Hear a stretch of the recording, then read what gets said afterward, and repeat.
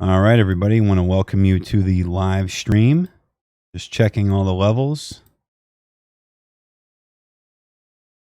Okay. Get the music started.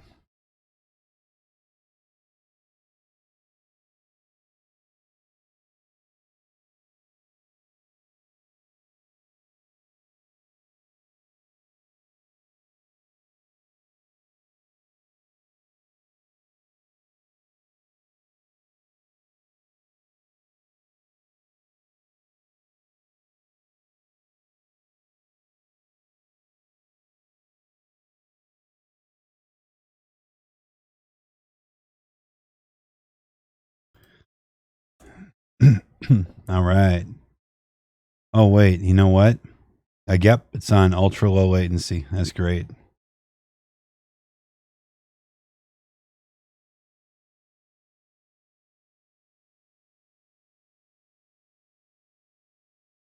Okay, can everybody hear me on Discord?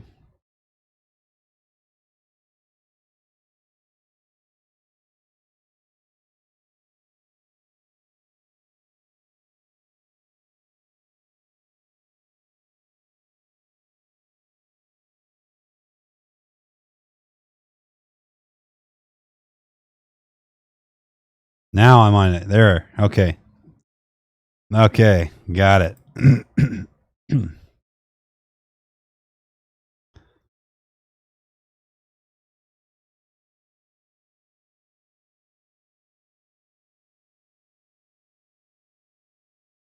Okay, let's get DeltaMath opened up.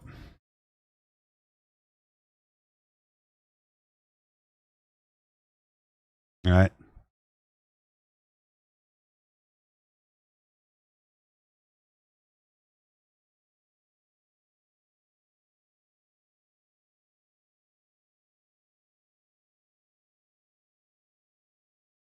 Oh, yeah?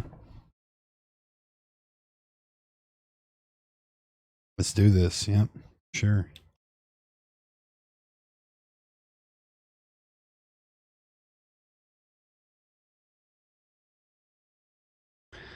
So the assignment we're going to start with is this Exponent Rules assignment. And I changed all the, I lowered the workload, right? So this one, I think you have 15 questions, and then the other two you have 10. So for the entire assignment group, you've got 15 plus 10 plus 10. So 35 problems. We can get through that by Monday morning. And if it does, guys, if it does seem like we're not going to get it done, then I can just reduce the workload even further. But let's start. Okay.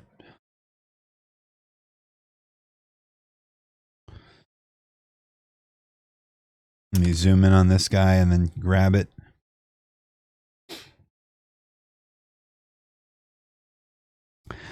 Now your problems will be different, so feel free to hop off the live stream if you only have one device. Once you think you've got it, jump off the stream and do your homework, so you don't feel like you're forced to watch the whole stream. Just jump on if you still need help. But we'll call this homework live stream 02/13/2020.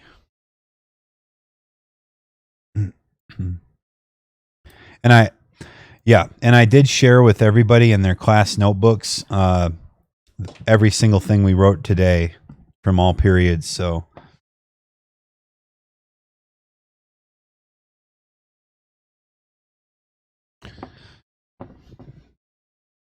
all right, so all we have to do here on these is simplify, and we're going to be using our exponent rules, okay, to simplify. So real quick, I'm going to write these down because some of you will need this to just jump off and do it on your own. The power rule is going to be used here first, and that power rule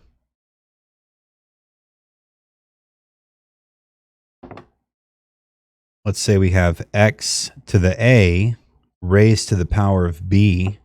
Well, that's equal to x to the a times b. And another one where this comes up would be like 4x to the a raised to the power of b would equal 4 to the b times x to the a times b. So you're really distributing the power. Okay. So let's take it off of the hypothetical here and work this problem. We have 3 to the 1 times k to the 4th. So we would, then that whole expression is raised to the 5th power. So we would distribute the 5. Okay. We don't have to do anything to the denominator. So this would be like 3 to the 5th power times k to the 20th power over 2 times k to the 10th power.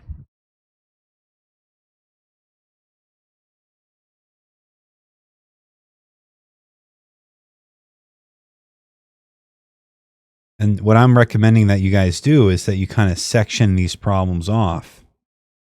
Okay, and you work the letters and the numbers separately because they're really not related.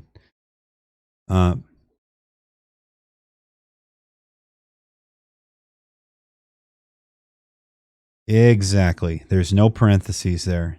Yep. It's good. So the only thing we have to do from a math perspective is subtract 10 from 20.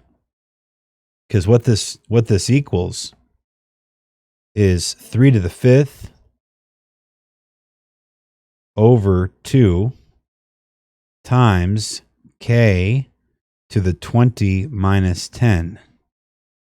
And that's the quotient rule. This is the quotient rule at work here.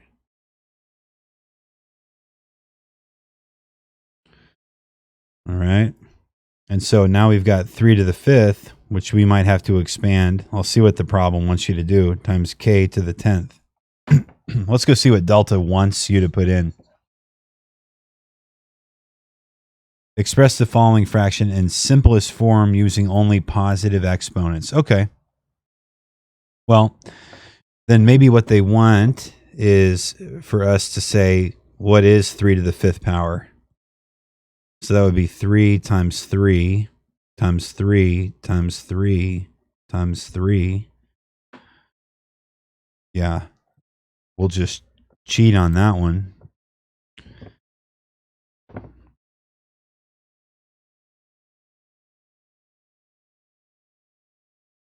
Because I'm definitely not going to sit here and multiply 3 5 times. It's going to get big. Okay. Yeah. So I'll just do 3 raised to the 5th power. 243. Good job. So that would be 243 over 2. Now we already know 243 and 2 have no common factors. So the way I would write this and put it into decimals would be 243 k to the 10th power over 2. Let's see if that's what they want in Desmos. I mean in Desmos, in DeltaMath. So we said 243, and then we got to write a k, and that's k to the 10th power. And that whole thing is divided by 2. Let's see if that's right. All right. So that's how you do that problem. Yeah, tell me.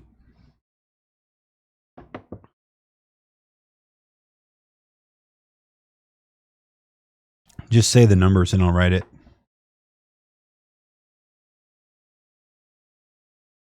You know what I could do? I could boot up my other computer and log in under your account. Or I could go dark on the screen and log into your account and see the problem. Are you typing in Discord? Oh, okay.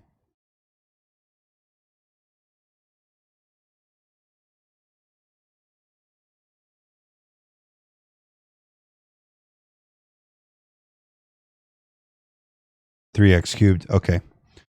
So 3 times x squared. Let me see if I'm going to write this correctly. Tell me if I'm writing it wrong. 3 open parentheses x squared to the third over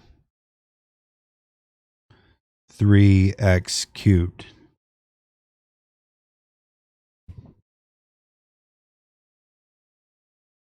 That's what you're looking at? Okay, so here's what I'd do. First, I'd cancel these 3's out right away. And then I would distribute the 3 to the 2 here and multiply it using the power rule. And so what this would equal is x to the 6th power over x to the 3rd power. And then I would apply the quotient rule to say it's x to the 6 minus 3, which would be x cubed. That's your answer.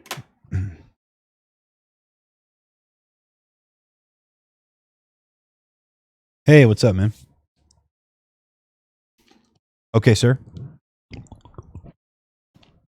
Now, you know what? Try to read it to me without typing it, because I think I'll be able to interpret it better from voice.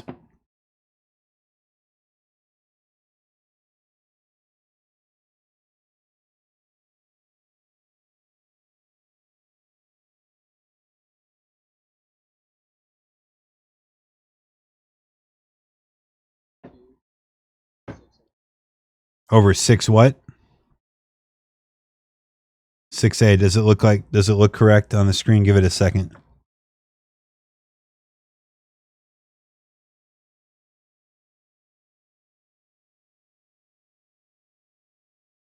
that look right? Okay, great. So right away, I'm going to split the numbers away from the letters. And I'm going to reduce this 2/6 fraction down to 1/3. Okay, so I'm going to be writing 1/3. That's my numbers, okay? Then I'll deal with the letters. So the first part of it would be distribute multiplied in the numerator, a to the 4 times 2, which would be a to the 8th, over a.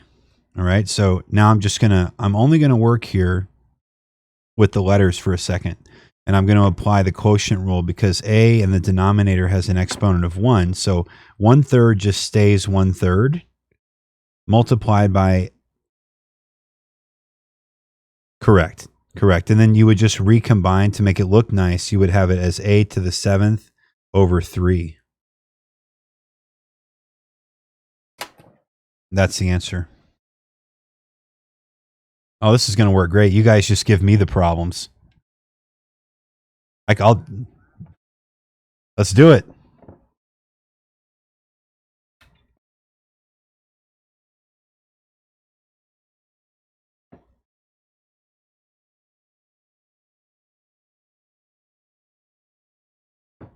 Equals what? Which assignment are you doing? You're solving logarithms?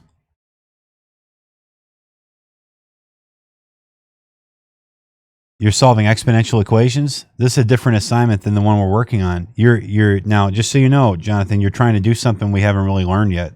But it's okay. So no, it's okay. No, it's okay.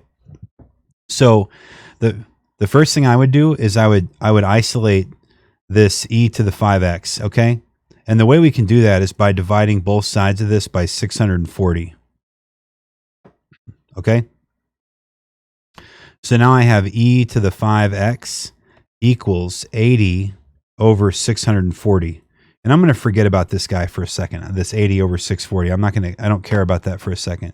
Let's go back to our notes on our log rules, and let's see what the log rules had to say about e to the x like that. There was one. Here we go. So rule number 4 in our log rules says ln of e to the x equals x. All right. That's what we're going to use. Let me copy it.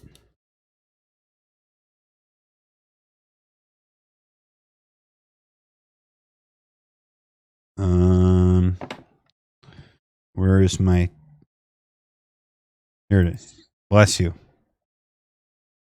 Okay, so this is the This is the relevant rule for this problem.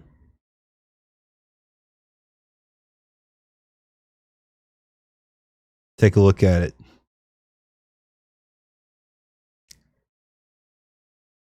Okay, so what I will do now is I will do ln of e to the 5x equals ln of 80 over 640. And I won't even reduce that fraction. I'm just going to stick it into the calculator like that because I don't care. But the left side is what we're really concerned with here, okay? Because this, we have to look at this rule here and think, what do we do? And I want you to try to tell me, okay? What do you think I'm going to do now?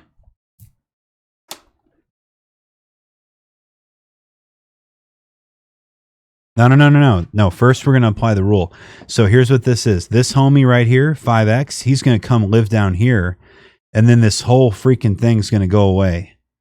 So it's just going to be 5x equals the ln of 80 over 640.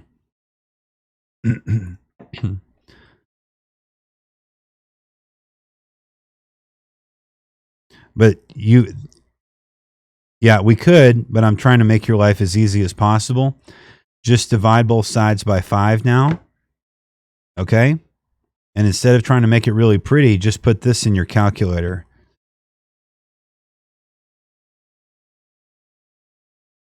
That. It's going to catch up here. Because you're trying to solve for x. Now, let's go to the calculator here, okay? And I'm going to have to, you guys stay on this. Well, you're not going to be able to see it. Did you write it down, Jonathan?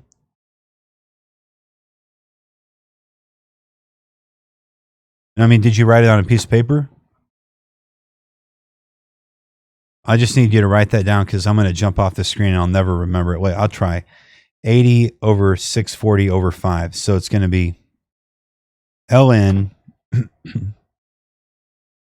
And then I'm going to hit alpha y equals enter to get a fraction. Okay. And then in that fraction, I'm going to hit another fraction. Wait a minute. Let me double check my work. Yeah. 80 over 640. Yeah. Thank you. Okay. Yeah, I should have done 2 fractions to make it look perfect. And then I can just divide, which is the same thing as the fraction bar, by 5. Okay. And this is your answer right here. Negative 0.415. Let's see. What do they want you to round to? Which number of decimal places? Okay, so try negative 0.42. Tell me if you get it right. What's up, Kobe?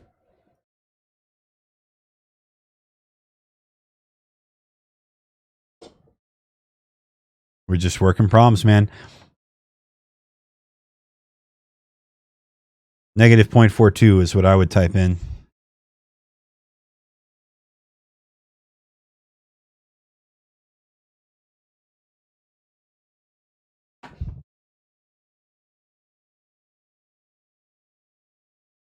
Oh, you have to type in x equals? That's good to know.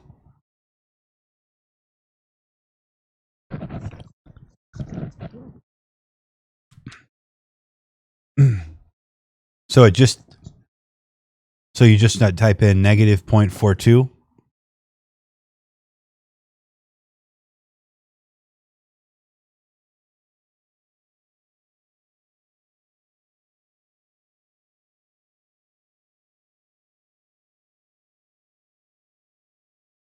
All right. Oh, okay. All right. Kobe, do you have a problem, like a specific problem I can solve? We're on a... No, I was talking to Kobe. Okay. Somebody else give me a problem. Let's do some work.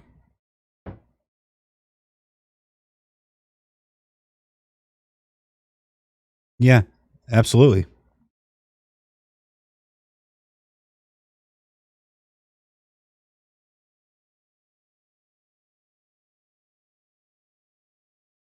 To the 4th.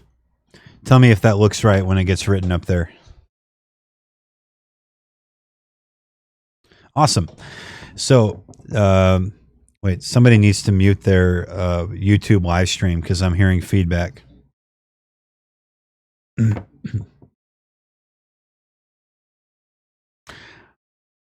Okay, so first thing to do. Thanks. The first thing to do is to multiply these two numbers together, -5 and 4 in the denominator. So, like again, we're going to section off the numbers because we don't care about those for a second. We're just worried about the letters. And remember, they want positive exponents. So let's do this. We'll just rewrite -2/3 and just leave that off, section that off as its own little product. And then we'll have a to the 5th, which we're going to work with in a minute, time over a to the -20th. Okay.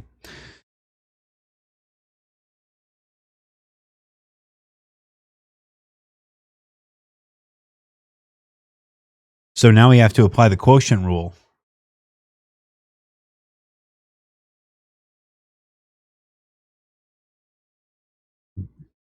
So that would be -2/3 again, times a to the 5 minus -20. And now it's going to be positive. Yeah. So that's equals 2/3 times a to the 25th power. So I would put that in DeltaMath as -2a to the 25th. Whoops. A to the 25th all over 3. That is what I would write.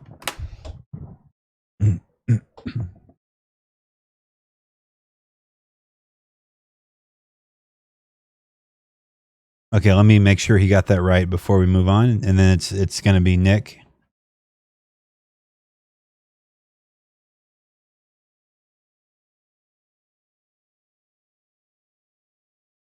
Oh, this is cool. I was kind of wondering how I was going to solve actual homework problems without boring everybody.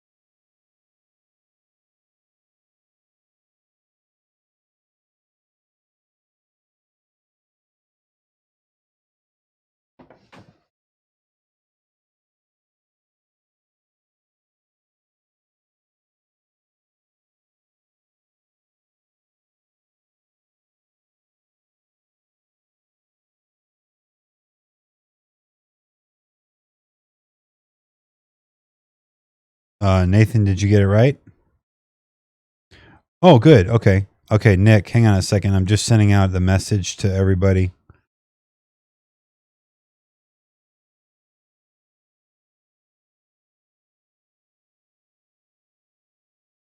Because it seems like when I don't send this out, you know, everybody knew that it was going to start at 6, but when I send this out, a bunch of more people will join.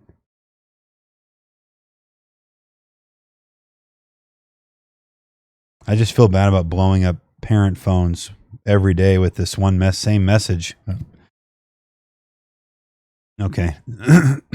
Let's go, Nick. What's your problem? Man, somebody's got to mute somebody's got to mute their stuff. Okay, go ahead, Nick.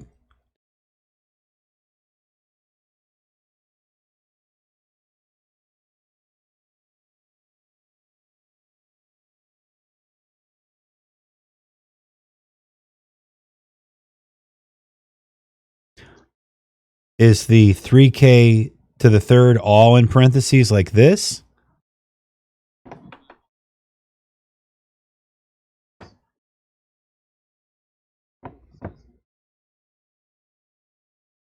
Okay, and that's it? Is there any denominator?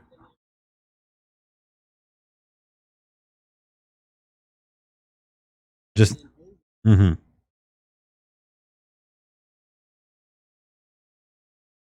-8?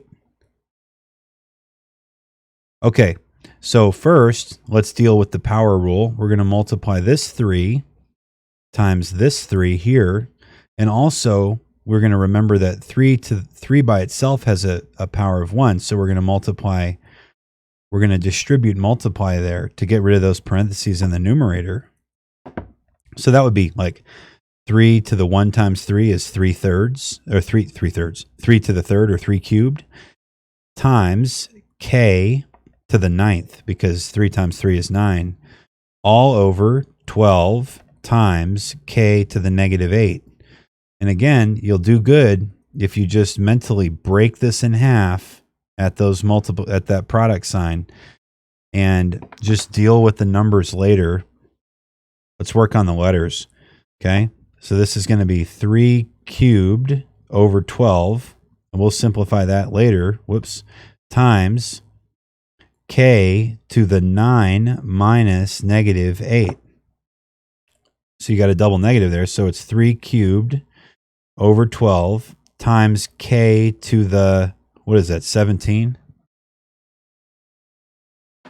9 plus 8?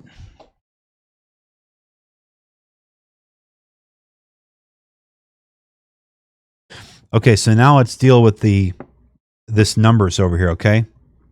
Let me show you how to do these numbers. So there's the hard way and then there's the easy way. I like the easy way. So we're going to do 3 times 3 times 3 times k to the 17th. That's going to be my numerator. That's how I've just written out 3 cubed, 3 threes. It's telling you what to write. Now 12, I'm going to break into 3 times 2 times 2. And I've just prime factored everything. And so now I can cancel out one pair of threes. Okay, it always feels like a card game, you know? So now I've got 2 threes left in the numerator. So 3 times, recombine. 3 times 3 is 9. K to the 17th, all over 2 times 2, which is 4. There's your answer right there, bro.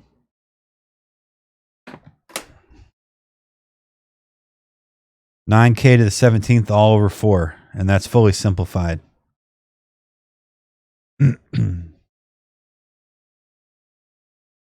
Yes, sir.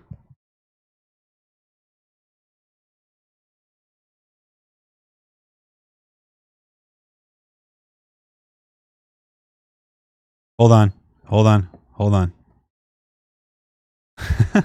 6d to the power of 6 over 2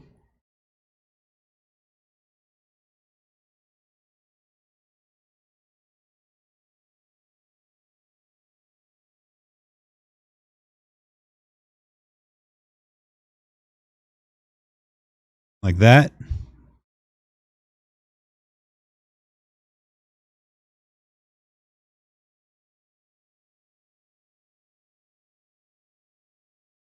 Exactly like that. Okay, cool. So again, we'll start by sectioning off these numbers. These are easy because 6 divided by 2 is 3. So we'll just write equals 3. And now we're going to deal with this power issue in the denominator. I got to multiply 5 times 2. So I'm just going to say 3d to the 6th all over d to the 10th. Okay. Well, now we're applying the quotient rule to the d's. Okay.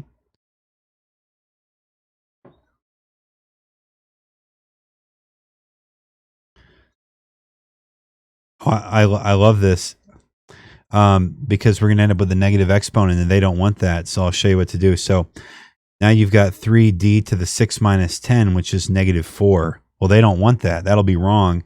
So this is equal to 3 over d to the 4th power. That's called the negative exponent rule. So d to the -4 equals 1 over d to the 4.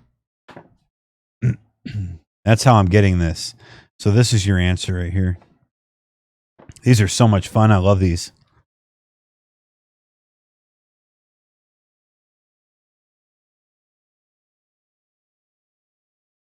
Who's Blubble 22?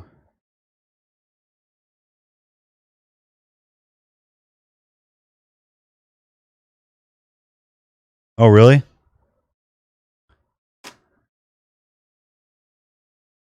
check it out. What do they want us to do? Click their name? Don't do that. Yeah, I don't know who that is. If they troll one comment, we'll just bump them out. Okay. But if they're a student, then no. Sorry, we just don't know who you are. Okay. All right. Next.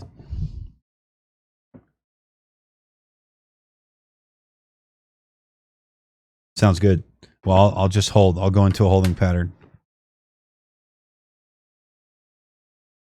I'm just like a human machine that does problems what you guys tell me to do.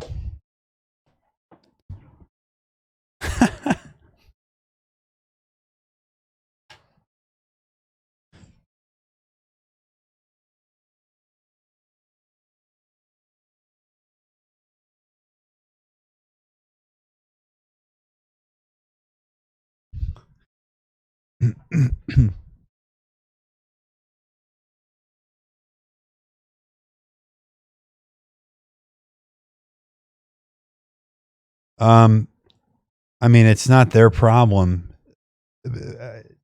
If they want to get a problem solved, they need to either post in chat, and if one of you guys see it, we can answer it, or they need to post in live stream on YouTube, which I'm monitoring, or they need to use voice. That's the best way, because then I can just hear them.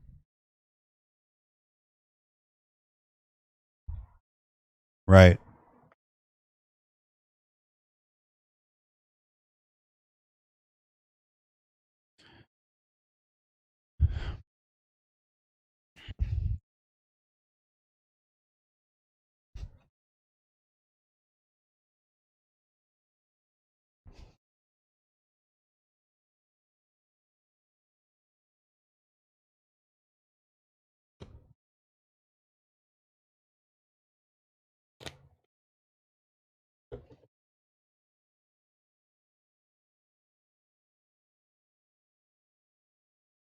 Are those problems still set to 3 attempts?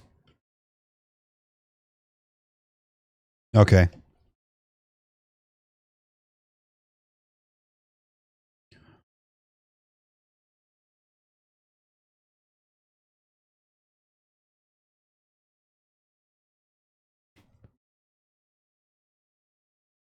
Okay, let me write that down. N to the negative 7th power times 6v all over 3. Let me see if that looks like what you told me.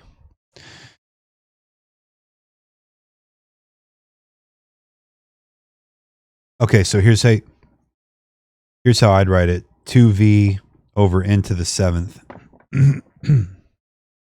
Because 6 divided by 3 is 2. And then you use the negative exponent rule to pull this guy down here and change his sign.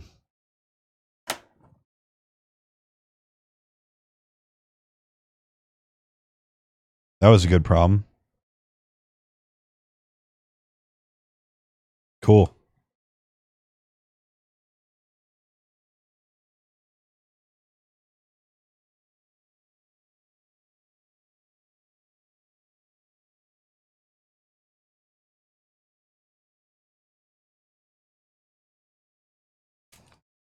You want to give me the original? All right. Oh, okay, let me check. Okay, 2 times n squared in parentheses raised to the negative 5th. Let me just write it down. So 2 and then n squared raised to the 5th. The negative 5th, sorry. Negative 5th. I got it. Over 6v n raised to the negative 3rd. So over 6v n to the negative 3rd. Double check that. Make sure I when it gets written that I wrote it right.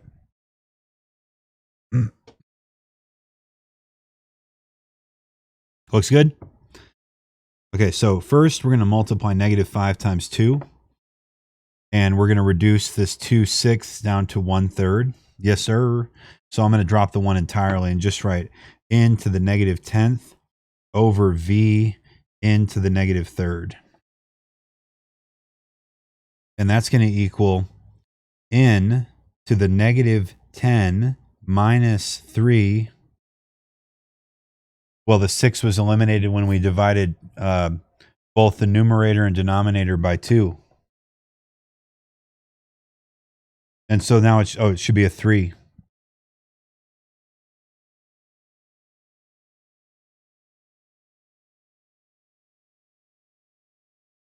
Sorry, this 3 should have come along for the ride on the whole time. I was ignoring it.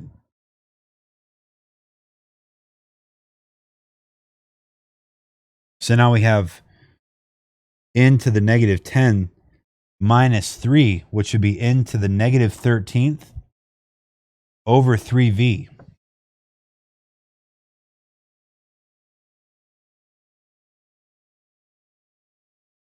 I'll try to write neater. Now, we use the negative exponent rule to move this down into the denominator. And then when we move it, we change its sign.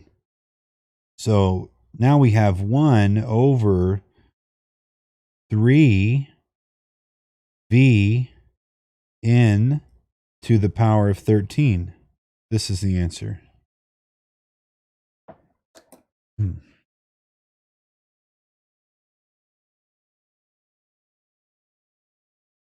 We'll see it anyway. We'll see if it's the answer.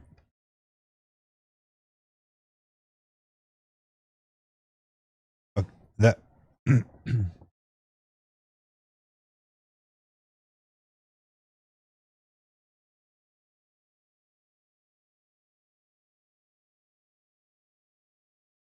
oh, I see what we did wrong. Hey, I got it.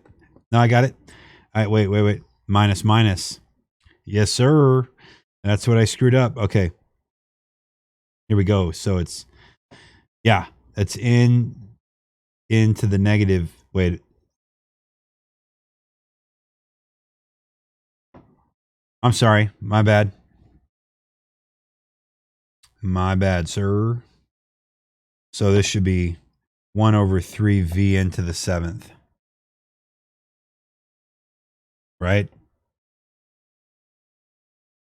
Cool.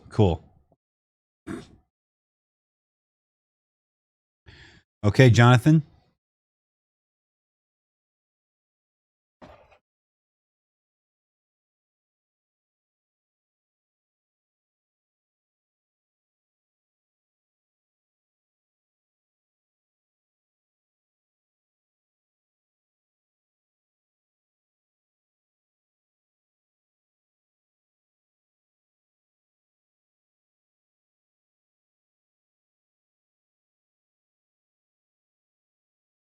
Oh, T. Sorry. Gotcha.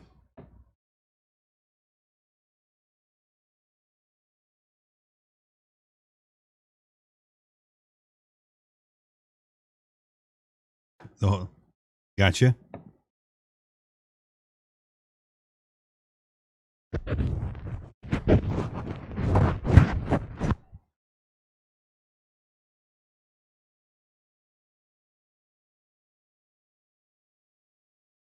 Okay. So first things first, we see parentheses and we're thinking, PEMDAS would tell us parentheses exponents first. So the first thing I'm going to do is multiply 5 times 2. So I'm just going to the other thing I'm going to do, Jonathan, is I notice I've got negative 5 here in the numerator and in the denominator. So those just cancel out. They're gone. Okay. Good. Okay, so now I've got t to the 10th over t to the negative 9th. This is equal to t to the 10 minus negative 9. We won't make the mistake I made with Nathan. So that's 10 to the t to the 10 plus 9, which is 19. So I believe the answer is t to the 19th. That was a good one.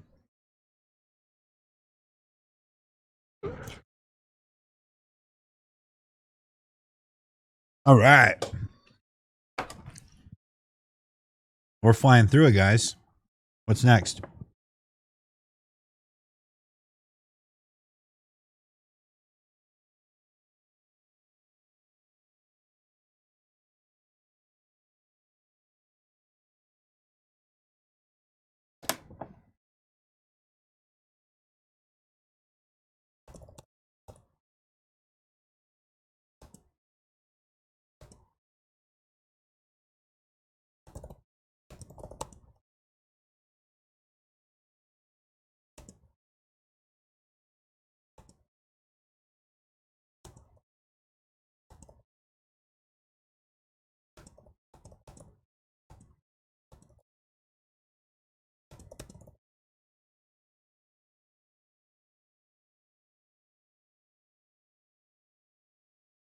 Okay, Samantha. All right, so I'm gonna here. I got an idea. I'm gonna pull this directly from and paste it in here. Okay, so let me try to rewrite this. And Samantha, tell me if I do it right. So this is open parentheses 4h raised to the fourth power raised to the third power all over 2h to the fifth power.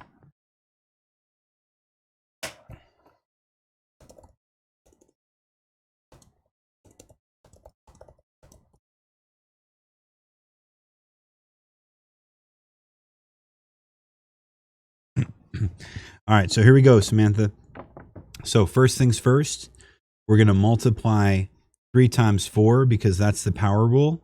And then we're going to remember, this is the thing that'll get you every time, is you got to remember that 4 also has an exponent. And so in addition to multiplying 3 times 4, we need to multiply, I don't like how that colored that like that. We need to multiply 3 times 1. Okay, so we're distribute multiplying. This is kind of a challenge problem here. So now I've got 4 to the third times h to the 12th all over 2h to the 5th. Now, this is going to be a fun problem because I'm going to split my work. So I'm working on two different things. I'm working on the numbers in one area, and I'm working on the letters in another area. Let's do the letters first because the letters are honestly the thing that seems to trip students up. That's h to the 12 minus 5. So that's going to be h to the 7 in the numerator. Okay. You write that 7 better. So now let's list out our 4s. Okay. But we're going to list them out as 2s. So 2 times 2, that's 4, times 2 times 2, that's 4, times 2 times 2, that's 4, h to the 7th all over 2. The whole point of doing that is so I can cancel 1, 2 out, and then I'll just recombine. So 2 times 2 is 4. 4 times 2 is 8. 8 times 2 is 16. 16 times 2 is 32. So I think it's 32 h to the 7th.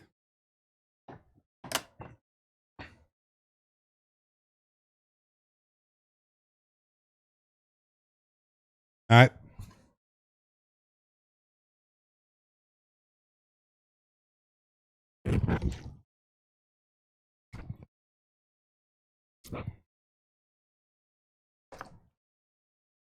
Let me check and see if it's right.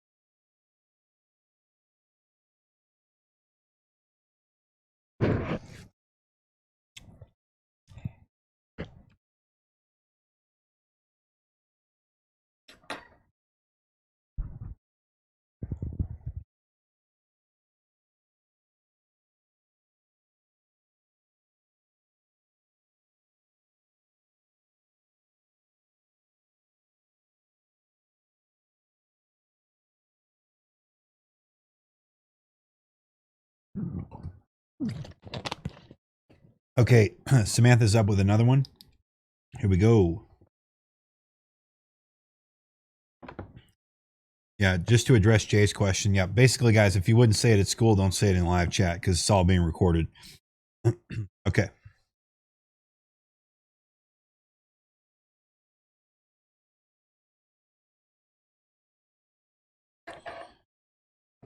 Okay, so let me figure this out. 4z squared. Hey, just imagine 20 years ago, this is how all the textbooks typed the problems out. You had to always do this because they didn't have math type. Okay. Pretty sure that's, yeah, I think I got it right. So, Sam, the very first thing I'm going to do is I'm going to section off my numbers from the letters because, you know, we want to do these two separately.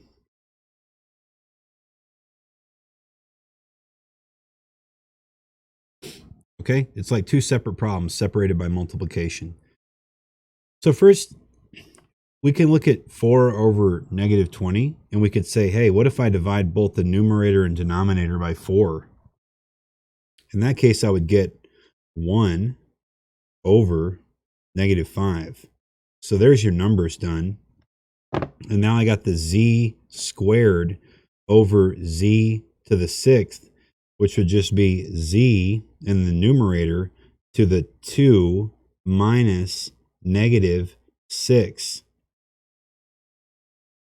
Okay, so let's get what that equals. That's z to the 2 plus 6, which is 8, over negative 5. So if you want to make it look really clean, you would just put the negative out front, z to the 8th power over 5. This would be my answer here. And that should have been a red box. But we'll get it.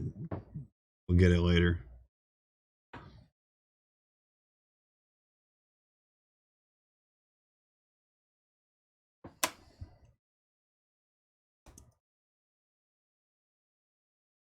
Wait, Jay, I cannot interpret that, what was typed in there. Can you retype it like Samantha and Nathan? Use the little caret symbol on your phone. Me either. Well, I'm sorry, man. Can you send me a picture of it on Remind or something? I can't even read that. 15K 7. I'm on PC. Okay, here's how you have to type it. So you have to type it.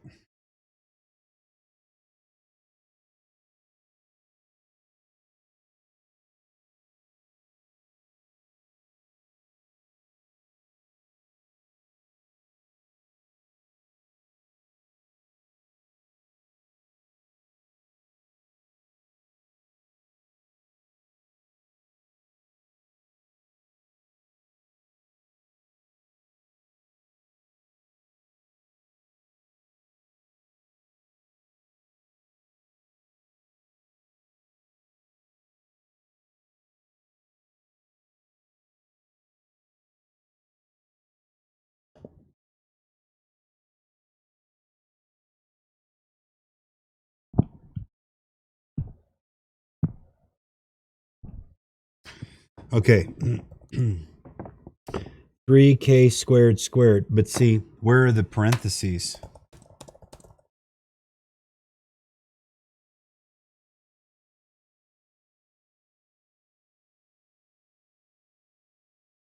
Hang on. I tell you what, it's going to be better if I just log in as J.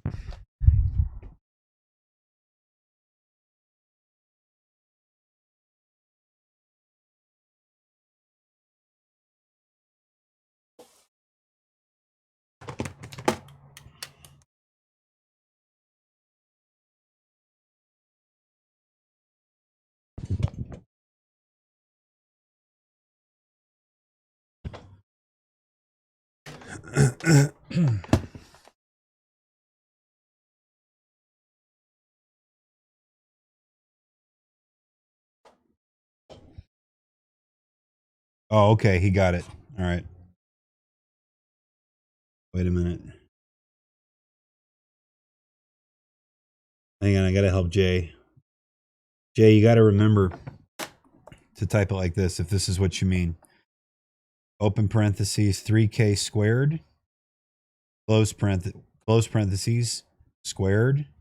And then you said that that's over open parentheses 15k to the 7th. I'm thinking that's what he meant.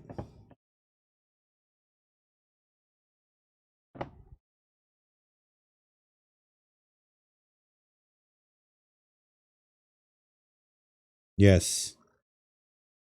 Well, it just slowed down a lot.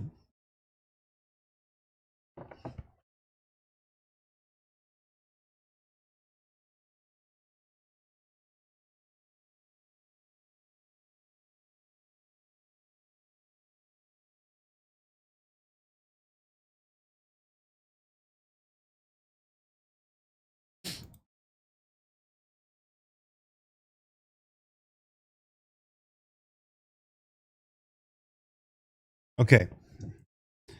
So we got 3, all in parentheses here, 3k squared, close parentheses, raised to the second power, all over 15, whoa, k to the 7th. Okay, everybody be warned. The computer is struggling. So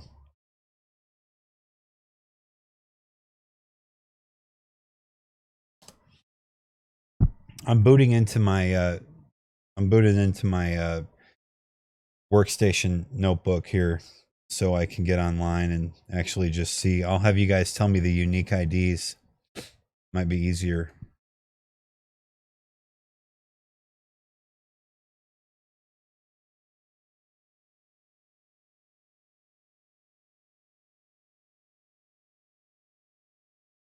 Okay, is that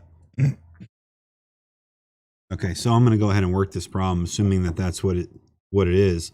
So Jay, what we're going to do here, bud, is we are going to put a 1 as an exponent for the 3, and then we're going to multiply the 2 times the 2 and the 2 times the 1. So we're going to distribute, multiply that external exponent. And what that's going to give us is 3 squared times k to the 4th all over 15. Oh man, just beware at any moment. This thing, I can tell, it's just going to blue screen of death me. Okay. So next step, Jay, make sure you're writing this down so you actually, retain this. Next step, we're going to work on the quotient rule here with the exponent, with the variable rather. And so now I'll have equals 3 squared. We'll just leave it as 3 squared over 15. We don't care about that for right now. Times k to the 4 minus 7. Here, I wonder if there's... Yeah, I'm just going to try to make it through this problem. So now it's 3 times 3 over 3 times 5 times k to the negative 3rd. I can cancel out one of my 3's, leaving me with 3/5 times 1 over k cubed. Okay, recombine. Now I've got 3 over 5k cubed. This is the answer right here.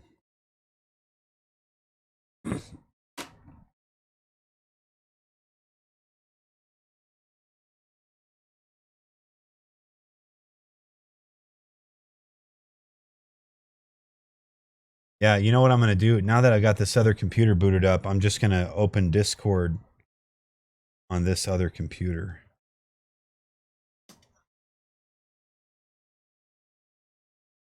Yeah, I should have been doing it the whole time, honestly.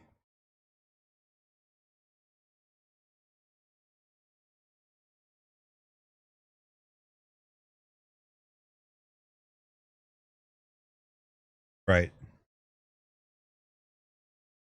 Man, it feels so good to type on a full-size keyboard with this huge 17-inch screen as opposed to that little tiny Surface. Okay. I had forgotten. Anyone who cares, my workstation is a Lenovo W520, and it has a i7 running 32 gigabytes of RAM and a 2 terabyte SSD. Yes. Oh, she did. Let me just check because I'm going to be in there. Let me catch up. Okay. Let's let it catch up. I had to drop the VPN.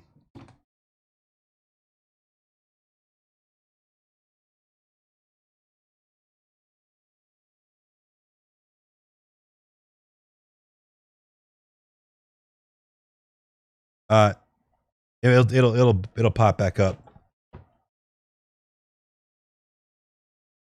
Just worried about that C. I don't know that C is really there.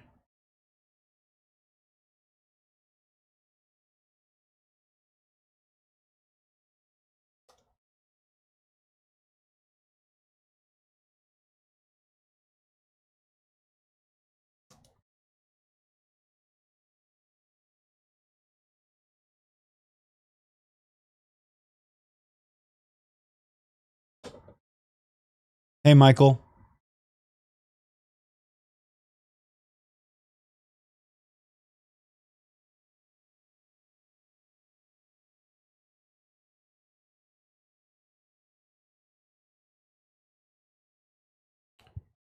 Zero, 3, 6, 1. Okay.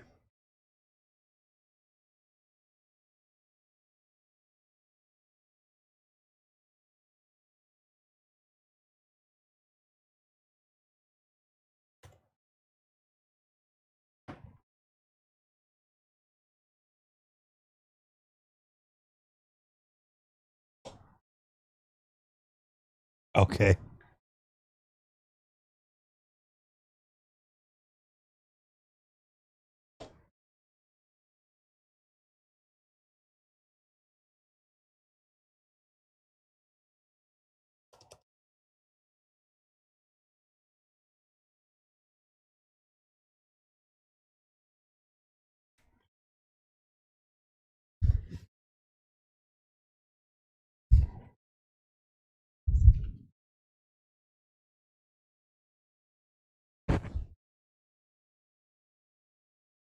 Oh, okay.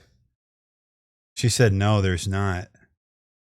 But that's what's typed, so I gotta somehow I've got to look at her actual problem.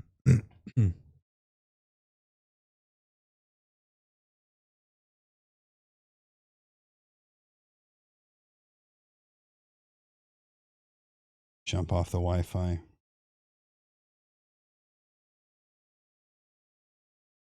No, hang on. You don't have to send a photo. I'm gonna log in.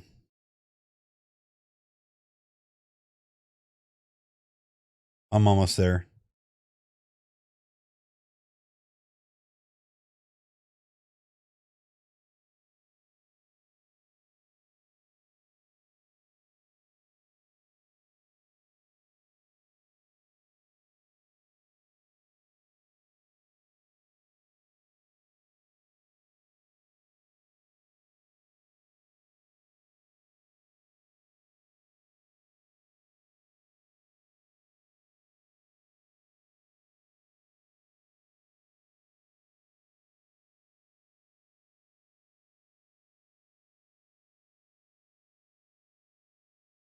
Oh, I got it.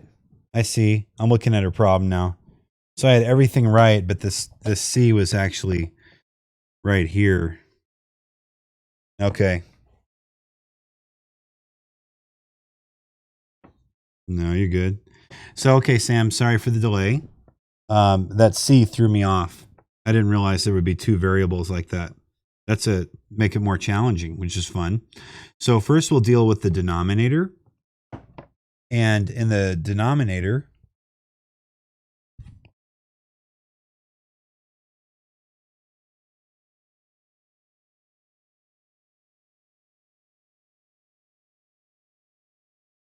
yeah, hang on.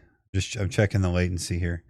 Okay, in the denominator, we're going to multiply the -5 times both the 4, first power of the 4 and the fourth power of the x. So this is kind of this must be one of the more challenging problems. Okay, so we're just going to leave everything in the numerator the same for now. We'll just rewrite 20x to the -3rd c all over 4 to the -5th power times x to the -20th power. Ooh, this is getting interessante. So there's a bunch of stuff that's going to happen here, and I want to do it one piece at a time so I don't lose. I don't want to do the whole thing at once because while that would be cool, it wouldn't help anybody. Okay, so what we want to do is write the 20, okay, times 4 to the 5th power. Okay, the reason I'm saying that is because 1 over 4 to the -5th is equal to 4 to the 5th. Okay, so that's why we got rid of that 4 to the -5th in the denominator. And now, because we have x to a negative power in the numerator, I'm going to drop it down into the denominator. Okay, so then I'll just have c all over, and then I've got x to the 3 times x to the -20. Whew. Okay, so I'm going to prime factor 20 now. That would be 2 times 2 times 5. And then we're going to do this with the 4s. The 4, we're going to write it like this. 2 times 2, that's 1 4. Okay. Times 2 times 2, that's 2 4s. Times 2 times 2, that's 3 4s. Times 2 times 2, that's 4 4s. Times 2 times 2, that's 5 4s, okay? Yeah, now the reason we're doing that is because now we're going to count up all the 2's in here in a minute. But that's all multiplied by c. Okay, and then there's this enormous fraction bar.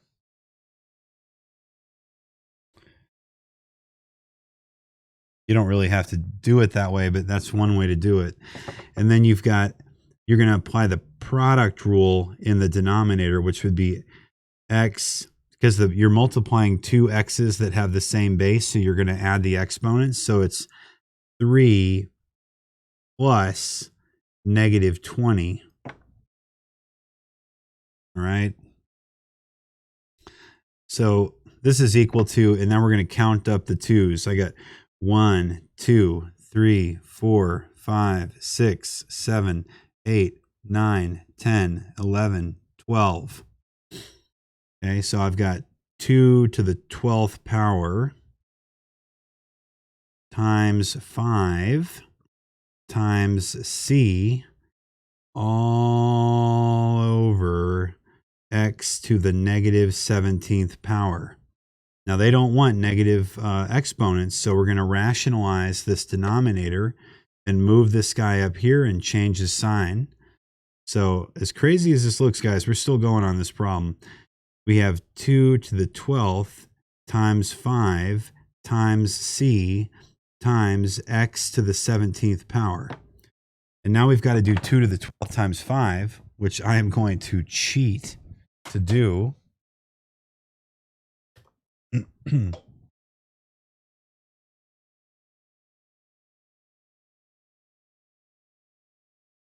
RIP. RIP. Yeah. Hang on a second. I don't have like a physical calculator with me, so I have to turn on this stupid emulator. Can you do 2 to the 12th times 5?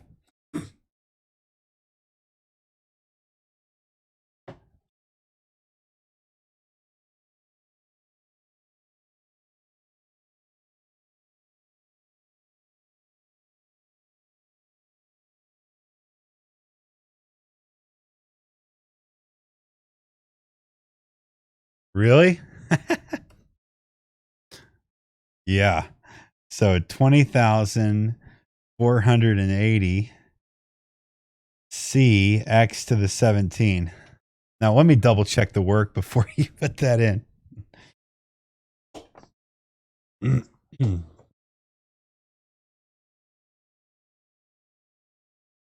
No, that's it. 2 to the 12th power times 5. I'm just looking over the work here to make sure that there isn't some like massive mistake. It looks pretty good. Okay, Samantha, try that. Try putting that in. If that's the answer, I'm going to do a dance around the room. I mean, that's a crazy problem. Let's see. I just think it's ridiculous. Oh, she got the same thing. If that's the correct answer, that is a ridiculously hard problem. Okay, let's see. She's writing something. Let's see if it's right or wrong. Oh my God, it's right! Holy cow! You have got to be kidding me. Look at all that work. Whoa. Oh my gosh. Wow. Okay, who's got another problem? Okay, now I'm bored. I did the dance and now I'm bored. Let's do more work. Uh-oh. Hold on. Let's do I think Nathan's saying something. Let me hear him. Go ahead, Nathan. Oh, okay. Go ahead, Jonathan.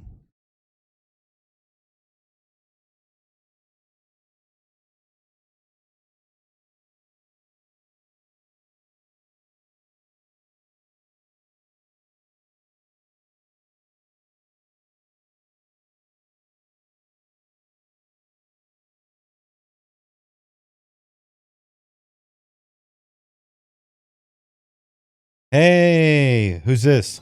Okay, and is that it, Jonathan? Okay. I knew we weren't that lucky. Over.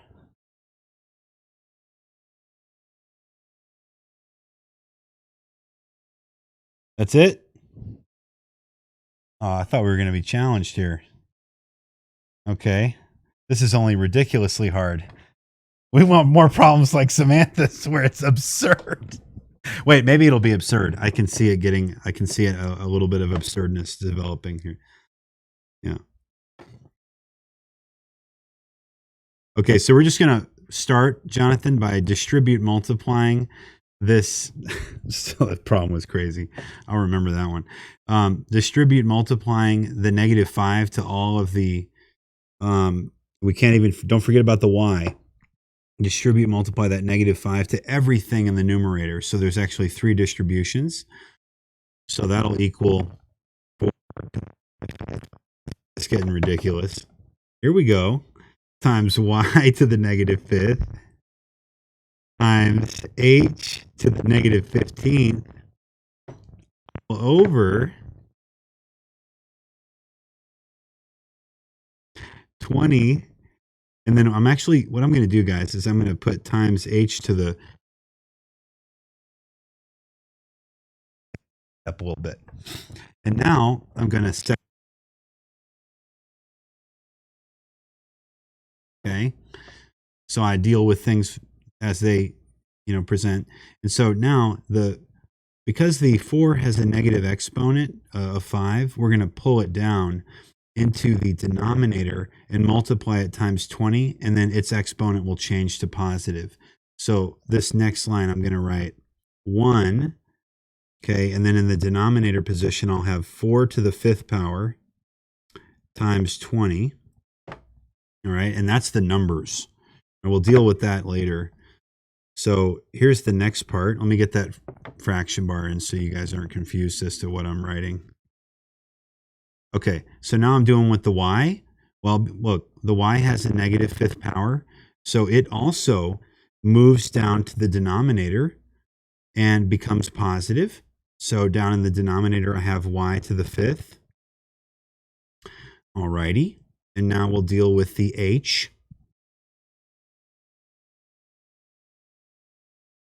Oh, my live stream froze?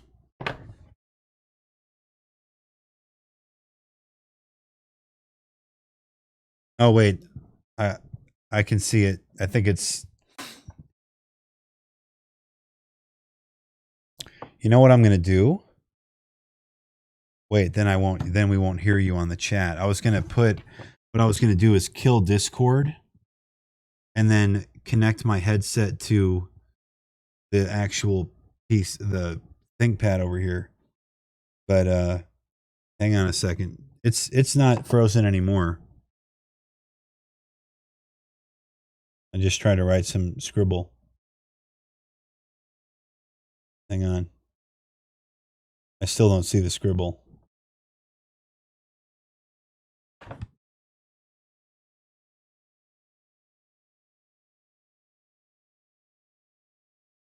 Yeah. Okay, good.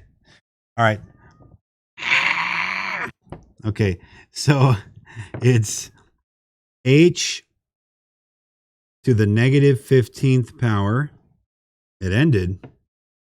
Minus negative 4. Oh, really? Okay. Hang on.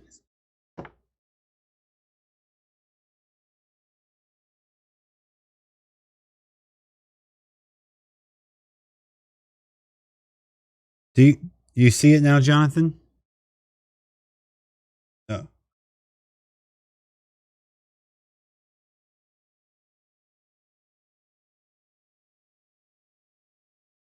Yeah. It's definitely a bandwidth issue. Okay. So now let's just get through this problem and then we'll worry about all that other stuff. So this is equal to negative h to the negative 15th power. So the only thing in the numerator, guys, is right now is h. And it's h to the negative 15th plus 4. Okay, so that's h to the negative 11th power. Let's see if it's going to... Yeah, okay.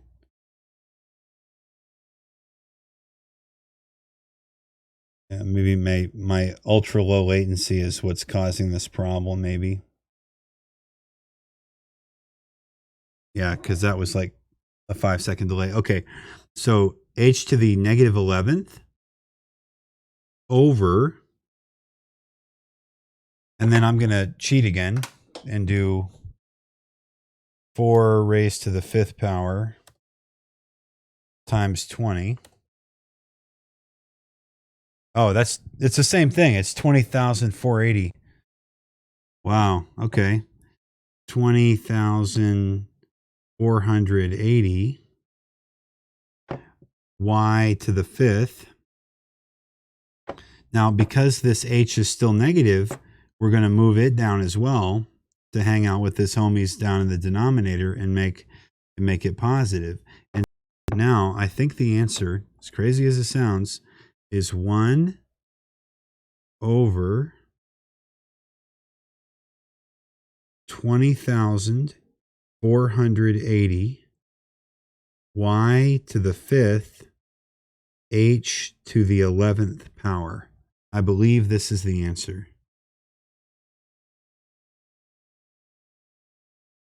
Oops.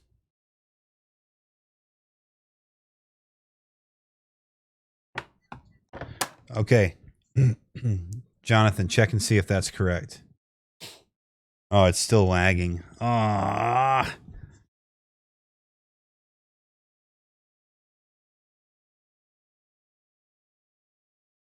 Yeah.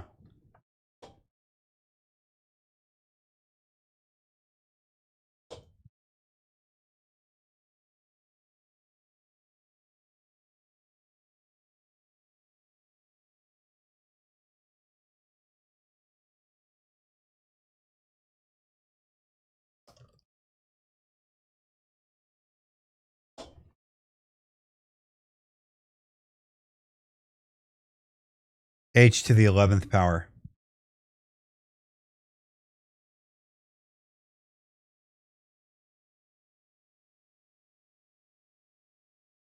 Oh, I see. No, the h is not an exponent itself. There, I'll fix it.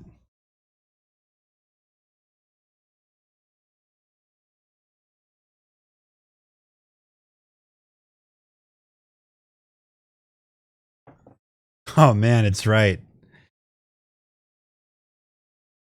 Okay, gotcha, Nathan. All right, now I've got to do something about this. Yeah. Here's what I think I'm going to do. And let's see. Let's see if it pops up. Yeah, it's not up yet. I'll tell you when it's going to be up. Yep. Okay, now it's up. All right. Good. Now it says the stream has excellent health. Okay. Okay, so let me look up Nathan's problem.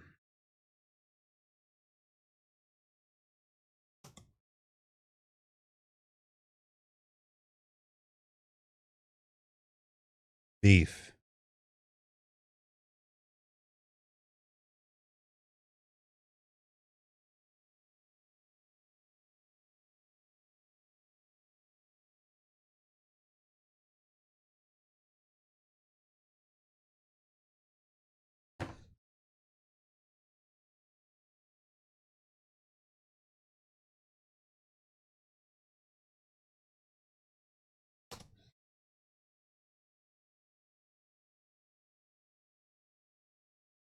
Okay, I'm logging into Nathan's account right now.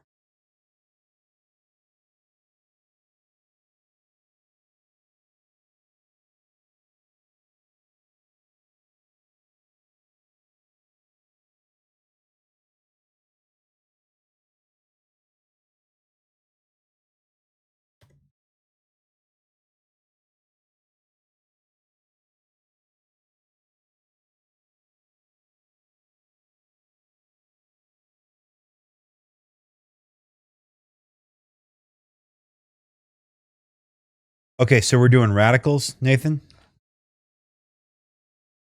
Okay.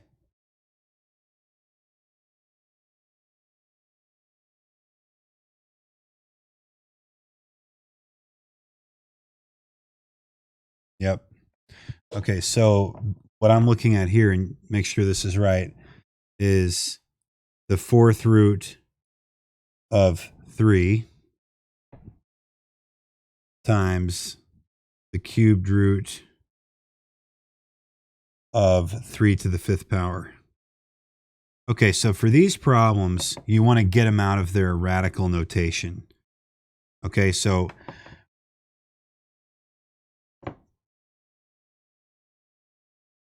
if you have the problem and it looks like this, okay, it equals x to the m over n. So I can rewrite this fourth root of 3 to the 1st power as 3 to the 1/4 power times 3 to the 5/3 power. And now I can apply the product rule of exponents because my bases are the same. Okay, when I multiply these, I'm going to add those exponents.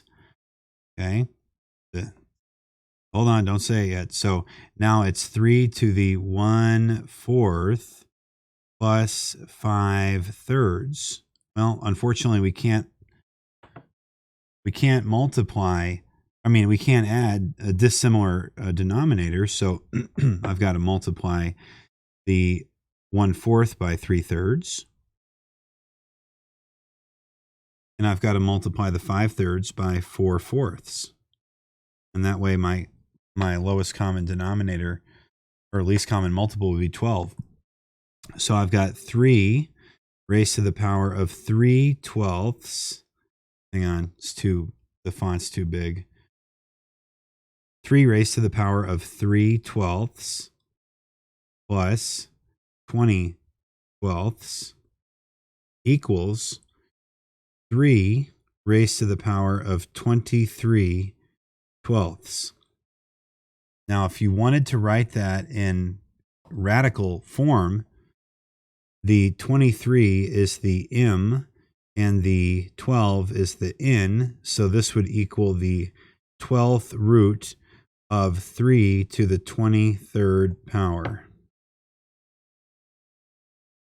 And I don't really know which form they want it in. Let me see what it says. Oh,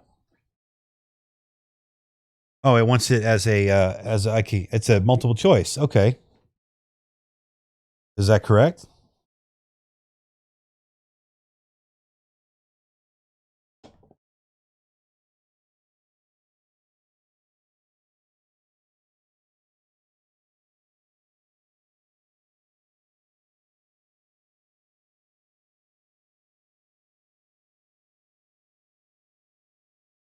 Great. Wait, the square root of x is x to the 1/2. Okay, let me go back to chat here. Okay, Samantha wants 367. Okay.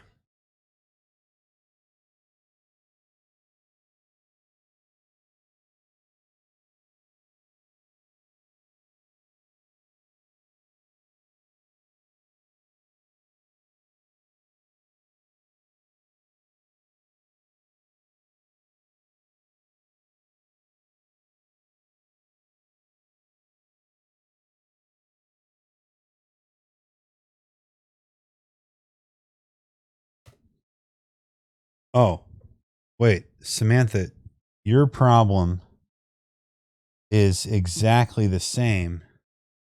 Wait.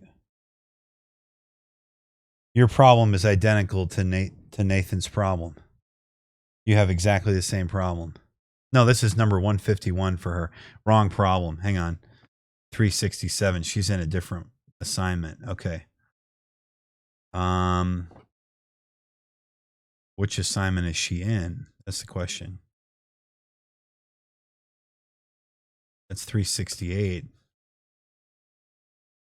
369. Where is 367?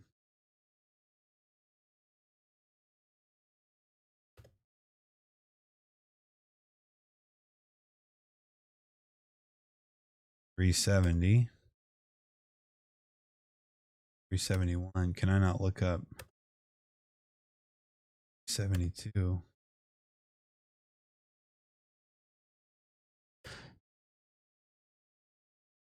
Trying to find the problem that she's working on right now. Hang on. Let me ask her a question. Which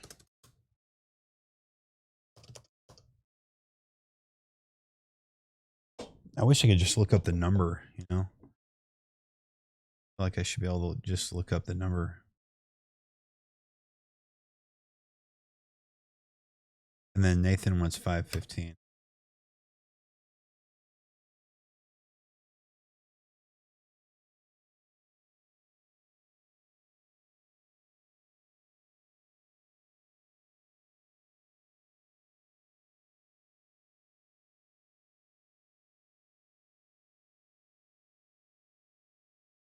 Radical fraction of, okay. Yeah, but number 367. Strange. Okay, so hang on. I couldn't find that one.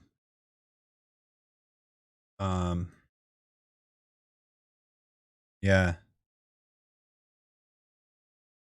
I think I figured.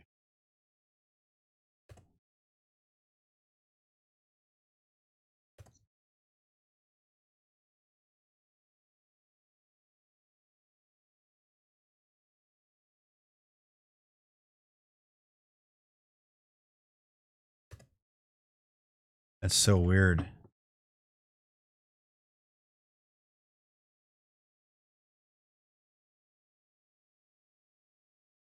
Okay.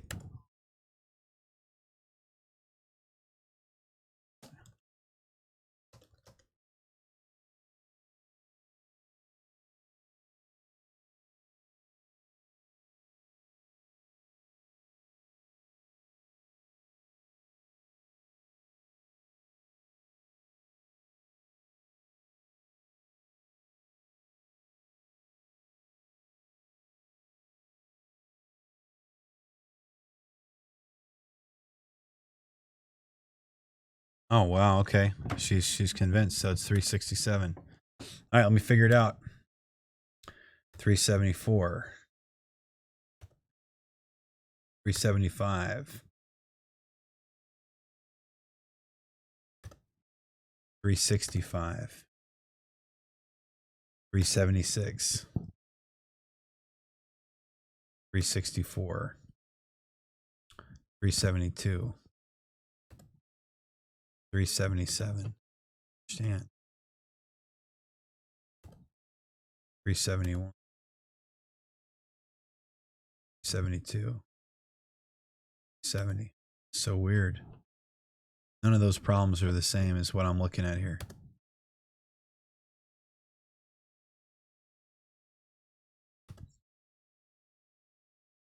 No.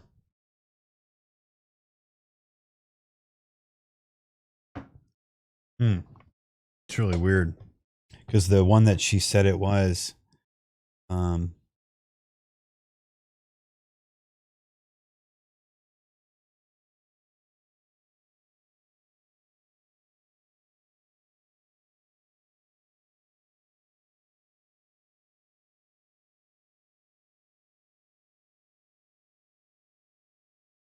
wow. Okay, now I got it. No, it's okay. Okay, Samantha, it's the same problem as Nathan did here. The answer is right here. Yeah, I thought I was going. Yeah, I thought I was going crazy. That's the answer. That is so weird. So when I logged in on my phone, I saw the same unique ID that Samantha saw.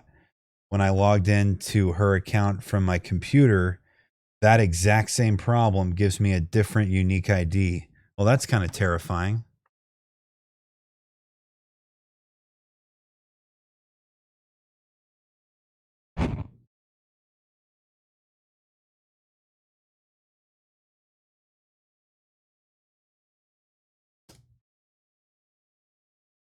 Okay, who's next? Nathan with 515. Nathan, can you just read it to me?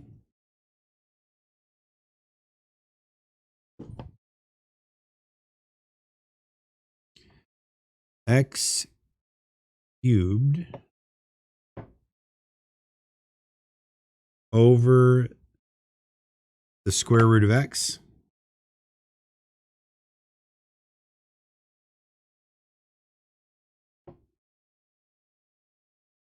And then what? Equal to x to the number 8. The letter A.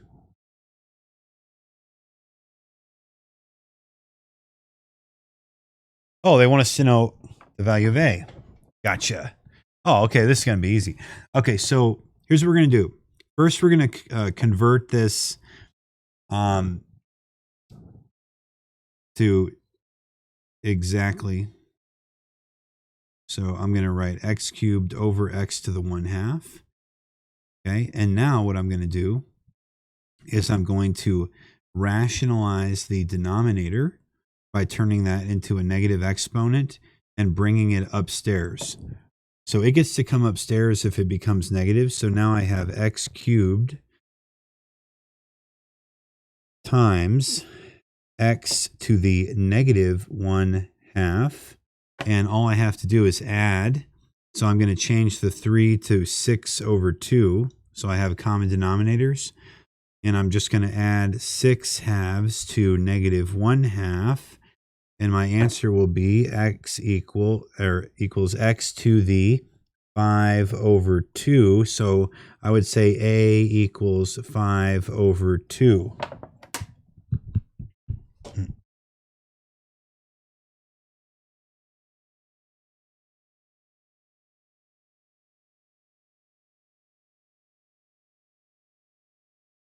I think just type in 5 over 2. Or maybe 3.5 or 2.5. Said it was wrong? Oh, good. Okay.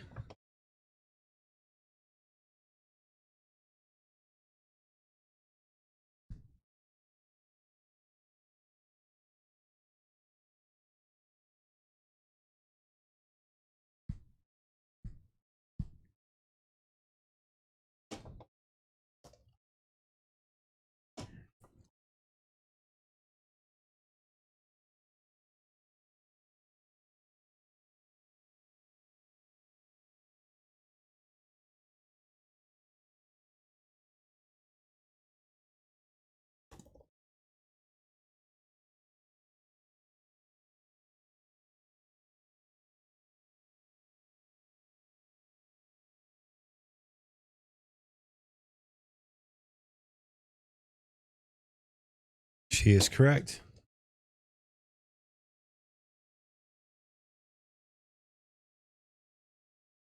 Okay, Jay wants me to do 0190.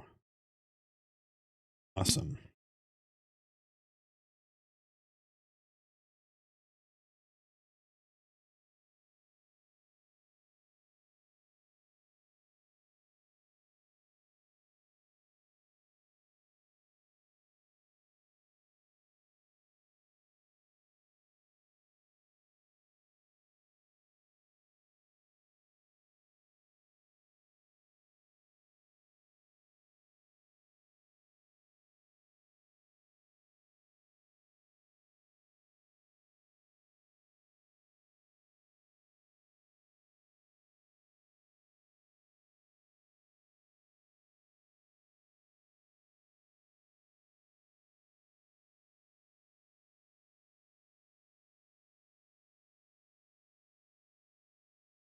Jay, this is your first problem.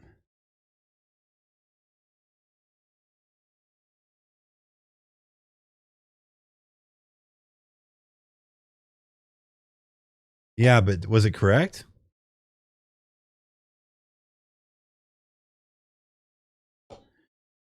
Oh, okay. Because it didn't show any check marks. Okay. Who knows? Computer's going crazy. All right, let's do this. So I'm looking at it. It's looks like we got open parentheses 2h to the fourth,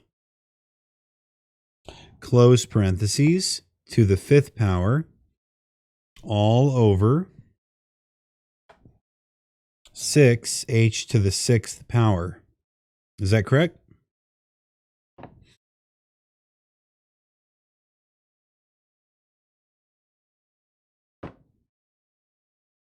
Cool. All right, so now we're going to apply the power rule and distribute, multiply our exponent outside the parentheses in the numerator to each of the exponents of the bases in the numerator inside the parentheses. So we have 2 to the 1 times 5, which is 2 to the 5th, times h to the 4 times 5, which is h to the 20th power, all over, ladies and gentlemen, 6 times h to the 6th power. And now I must use the quotient rule, but I'm going to completely ignore these numbers for a second and just deal with the variables. So I'm going to write 2 to the 5th over 6 and put him off to the side, and then do h raised to the power of 20 minus 6. Okay. Could have definitely done that in our heads, but we want to write it all out. So I got 2 to the 5th over 6 times h to the 14th. And now we have to do 2 to the 5th, which is 32. 32 over 6, and we're going to be able to simplify that, times h to the 14th. Now, the greatest common factor that I can pull out of 32 and 6 is a 2. Okay, so that would be 16 over 3 times h to the 14, which would equal 16h to the 14th power all over 3. And let's red box that answer, ladies and gentlemen. Well, not like that. Yeah, or this is kind of a red polygon of correctiveness.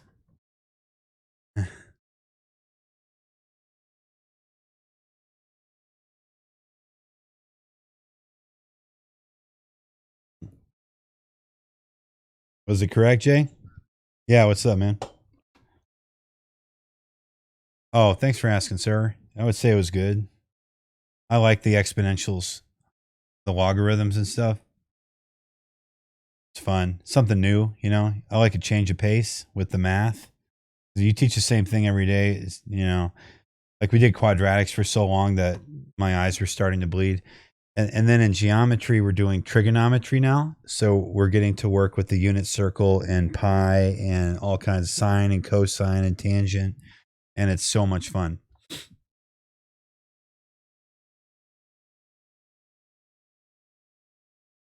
What do you mean?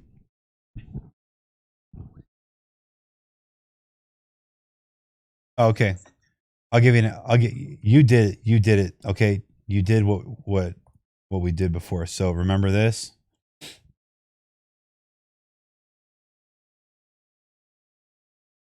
Yeah. So, well, okay. So the answer to your question is yes. So like it's both, man. So in geometry, you might solve problems like this, like solve for the shaded region. Okay, so that's geometry. But like you said, that's kind of algebra, right? At the same time, that's quite, you might do quadratics or something.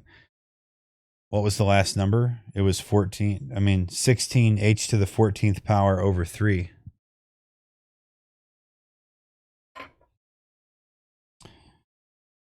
Okay. So anyway, Jonathan, so until somebody else gives me another problem to do, I'll show you something cool. So in geometry, we work with lots of angles and like parallel lines, okay? So I'm going to draw 2 parallel lines on the screen. And then I'm going to cut them with something called a transversal. Okay? See that?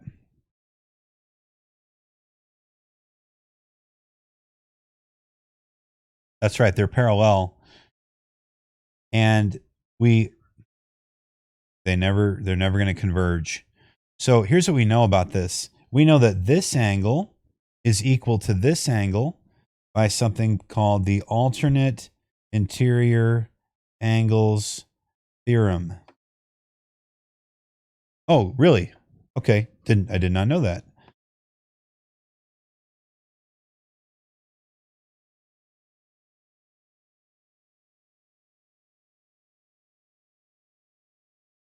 The way the way that I teach it is think about a Z shape that you really have to imagine a Z here kind of being turned, right? So the pocket spaces of the Z, the internal corners of the Z shape are going to have identical angles.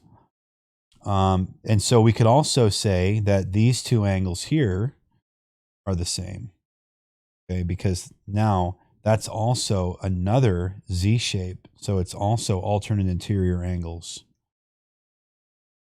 And we know that they're also, these two angles here are supplementary. So this angle, it will call him A, and this angle, and we'll call him B. A plus B have to add up to 180 degrees. So we're constantly playing with that. I mean, you guys did. I tell you, I have a kid that comes into my room for help with 7th grade math, and pretty much all of geometry is in 7th grade. You know?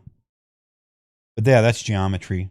I mean, it gets harder. Like right now, we also do circle equations, which are just quadratics. Like you do completing the square. Remember, Jonathan? Remember completing the square? Yeah. You have to do that a lot. And then trigonometry is super fun. Okay, does anybody have another problem? All right, what's up, man?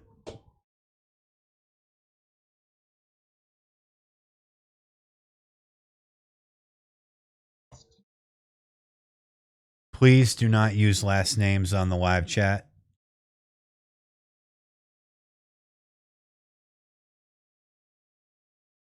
And I'm not going to answer that question.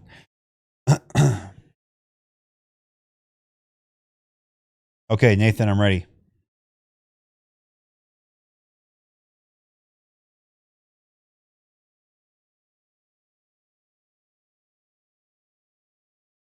Y to the second. Okay.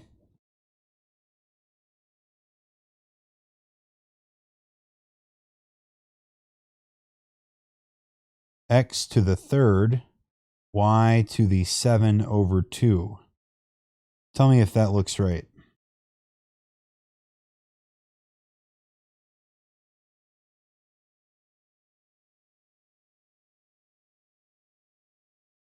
Okay. So first things first, we want to rewrite this radical in exponent form. So we'll write 9x to the 5th y squared, all raised to the 1/2 power. Okay. And that's all over the same denominator. We're not even going to mess with it just yet.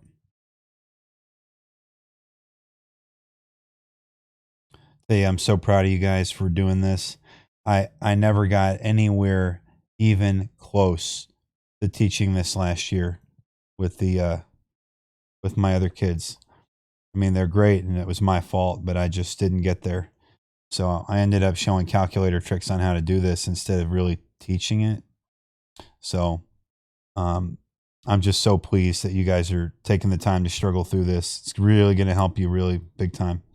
Okay, so I don't know what's going on with my graphics engine now, but what I was trying to do was draw some distribution lines to each of these exponents inside the parentheses. And then I'm going to have 9 to the 1/2 power times x to the 5 over 1 times 1 over 2 power times y to the 2 over 1 times 1 over 2 power all over x cubed. Well, let's line them up. X cubed times y to the 7/2. Okay. I'm going to let you catch up there, Nathan. Let me know when you're ready to proceed.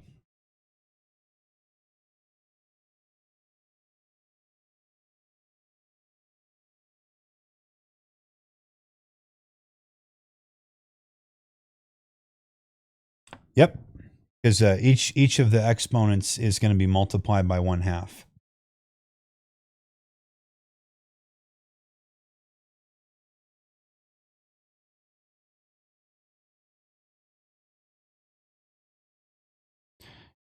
Okay, got it written down?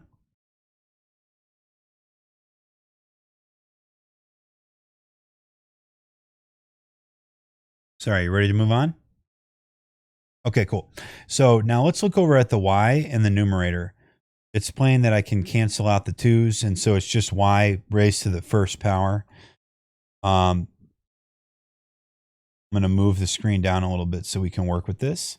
And we're just going to simplify as we go. So 9 to the 1/2 power stays 9 to the 1/2 power. And we'll turn that back into a radical here in a minute. Times, and then x to the 5 over 1 times 1 over 2 is x to the 5 over 2. Well, I didn't get the x written down. That would have helped. X to the 5 over 2 times, and it's just y. Okay. So, ladies and gentlemen, I'm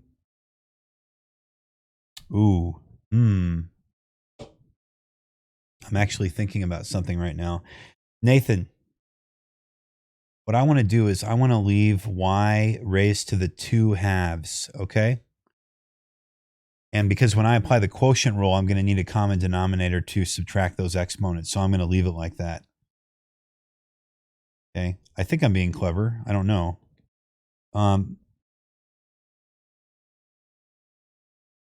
And then we've got x to the, and then we'll put x, instead of writing x cubed in the denominator, we're going to write x to the 6 over 2. Okay. Because that's the same thing.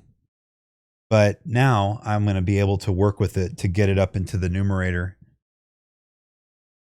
And then we've got times y to the 7 over 2. Okay. So we're going to leave everything in exponent form for a minute because I see that every single exponent has a an n value of 2. So I'm thinking this whole thing is going to end up underneath a radical sign. So here's what I'm thinking now. I'm thinking we have 9 to the 1/2 power times x to the 5 minus 6 over 2 power times y raised to the 2 minus 7 over 2 power. Okay, and now I don't have any denominator left. So now I have 9 raised to the 1/2 power times x raised to the negative 1/2 power. Awesome. Times y raised to the negative 5 over 2 power. Okay? I'll let you give me some signal when to continue.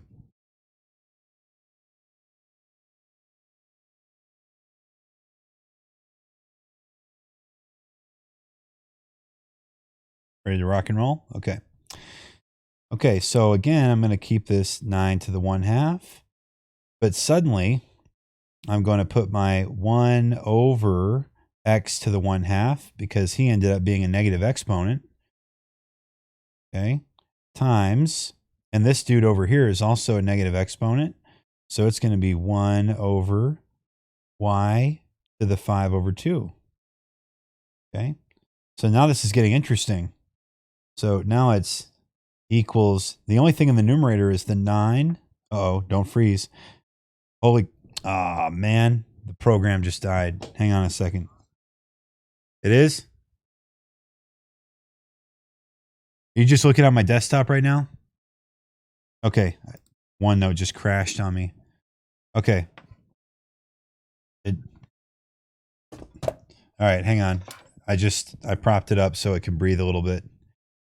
I need to turn the air conditioner down. Hang on a second. I know it's freezing outside, but it needs to be cooler in here. Okay. Well, I'm not in my classroom right now. Okay, so now I have, do you see my screen again, Nathan? Okay. 1 over y raised to the 5 over 2 power. Okay. So now the only thing in the numerator is 9 to the 1/2 power. All over x to the 1/2 power times y to the 5/2 power. Okay. And that is equal to 9 to the 1/2 power over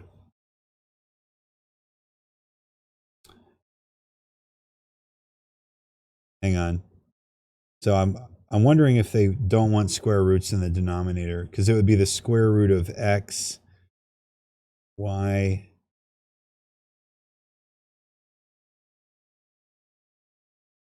Well, wait a minute. So I was going to show you something cool. I was going to show.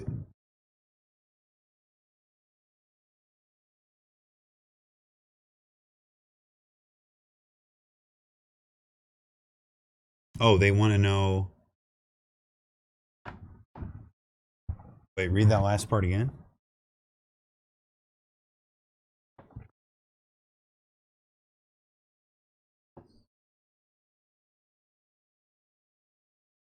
Ax to the b times y to the c. What's the a? Oh, it's a number. Okay. So look, let's rewrite 9 to the 1/2. I've been saving this one. Okay. 9 to the 1/2 is equal to the square root of 9. What is the square root of 9? 3. So all along, we can just rewrite that as 3.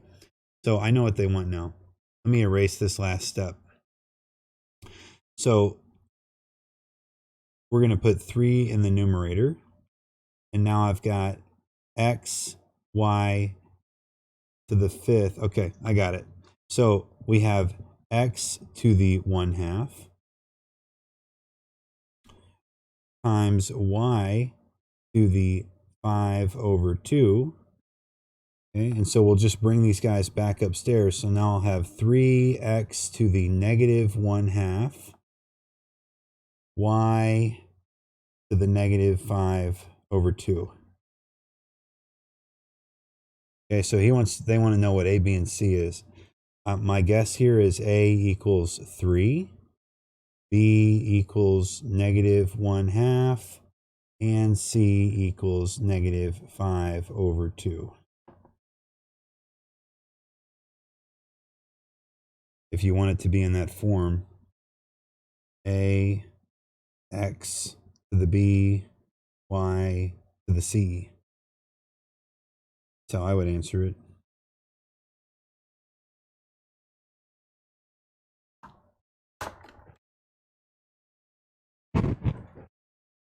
Could be wrong.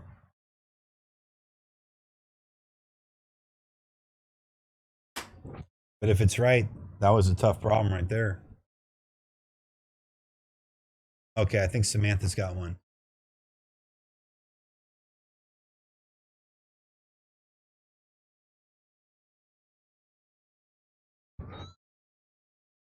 Okay, 374, Samantha, coming up.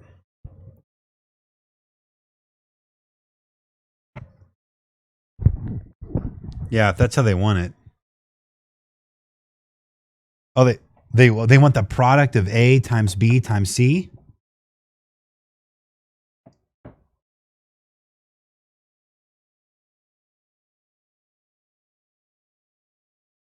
Oh, wow, that's so cool.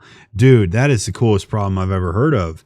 So let's just multiply 3 times negative 1/2 times negative 5 over 2. So that would be 3 over 1 times negative 1 over 2 times negative 5 over 2.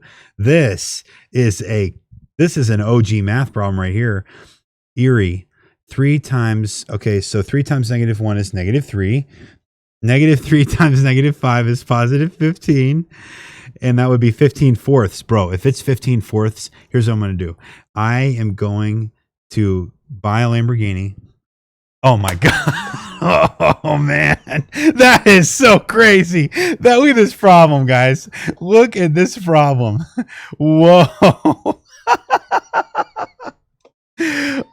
Okay, Jonathan. Okay. Yeah, I never finished what I said, so never mind. Guys, someday I'll get that Lambo. Okay. You know, teachers make that Lambo money. Okay. Okay, let me go to Sam's problem now. 374.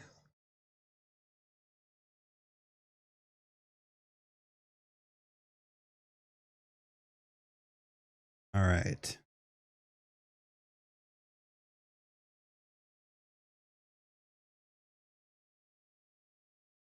Yes, I've got it. Oh, okay. Wow. Thank you, Samantha. This is one that will not take 10 years to solve. I cannot believe it took that many steps.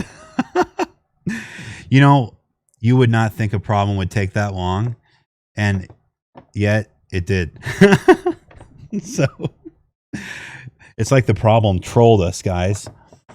Use the properties of exponents to determine the value of a for the equation x times the 6th root of x. Okay. Wow. That was fun.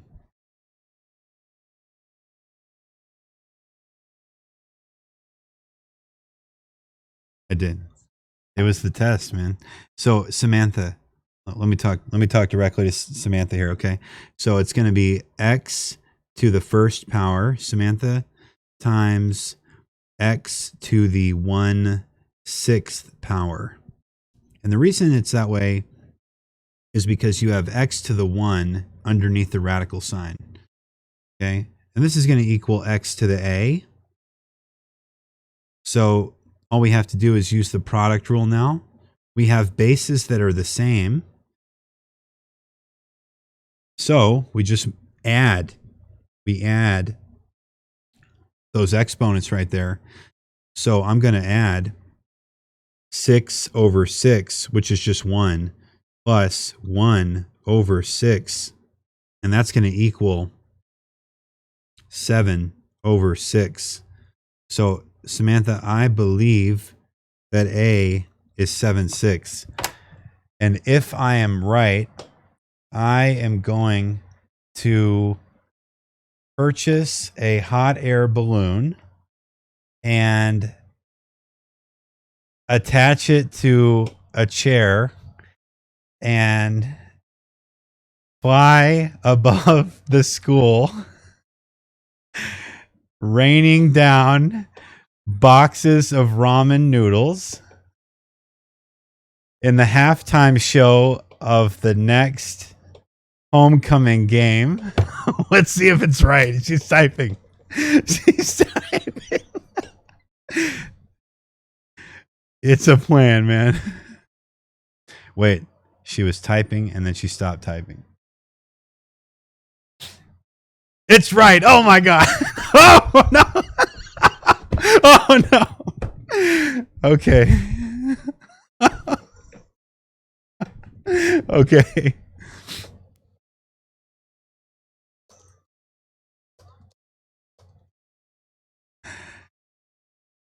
Oh, yeah. Hey, should we take a break? Should we take a 5-minute break? We've been going for like 2 hours. Okay. All right. At everyone, 5-minute break. Back at like, I don't know, 8:07 or something.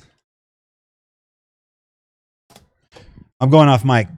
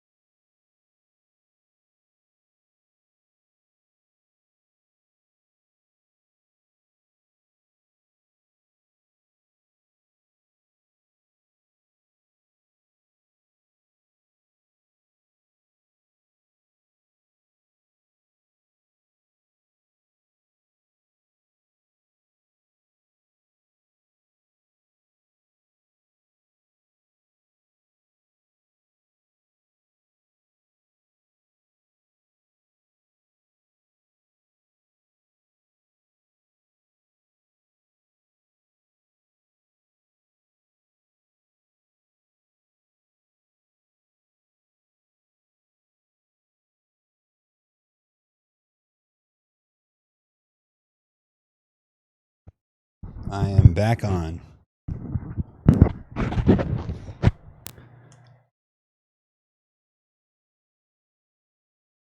It's math time.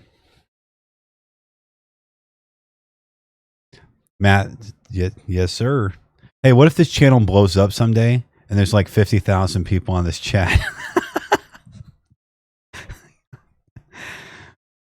Like, what if what if it blew up and I just did homework for anyone in America that had problems?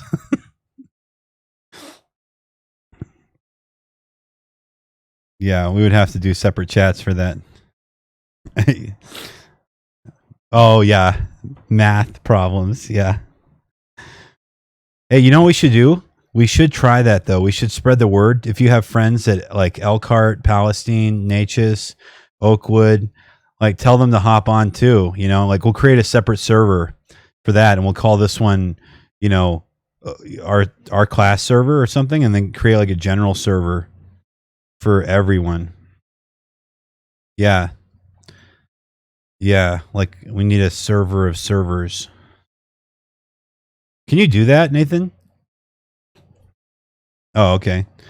Okay, major help, please. All right. Samantha just advanced to level 2, according to the Me6 bot. Okay. Either Nathan, Roderick, or Nicholas. All right. 375, 376, 375, 365. Wait, she wants 370. Oh, she does want 375. Okay. So 375. Holy cow, guys. Wait till you see this problem. No wonder she said major help, please. Wait till you see this problem, guys. Now, this honestly looks like something from the STAR test. Okay. So here we go. Okay, here we go. Just wait till I write it. You're not even going to believe this problem. 5 times x to the negative 1, y to the 1/2. Okay, you know what I'm going to send Zach an email about? I'm going to send him this live stream. He's the creator of DeltaMath. And I'm going to tell him what we need is we need everyone to have the same problems, okay? Because everyone should be working the same, like, you know what I mean? Because, yes, I can't do it right now, but I can email, I can email Zach and ask him. Yeah. He's just a teacher. I mean, he teaches AP calculus and computer science at a public school. But DeltaMath blew up so much because he wrote this app for his students, and it blew up so much that now like millions of students use it and 50,000 teachers use it nationwide. So he's going to, in March, wait a minute, listen to this, guys. So in March, Zach is going to resign from his teaching position and just become full-time running DeltaMath. Okay.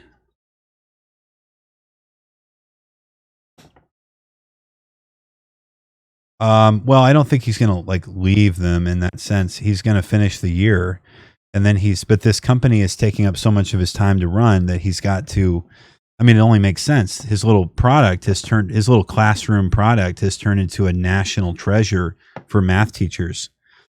Because this is honestly the best thing I've ever seen in my life. So anyway, let's get to the problem. So 5, I'm just going to rewrite the numerator, Samantha. 5 times x to the negative 1 times y to the 1/2.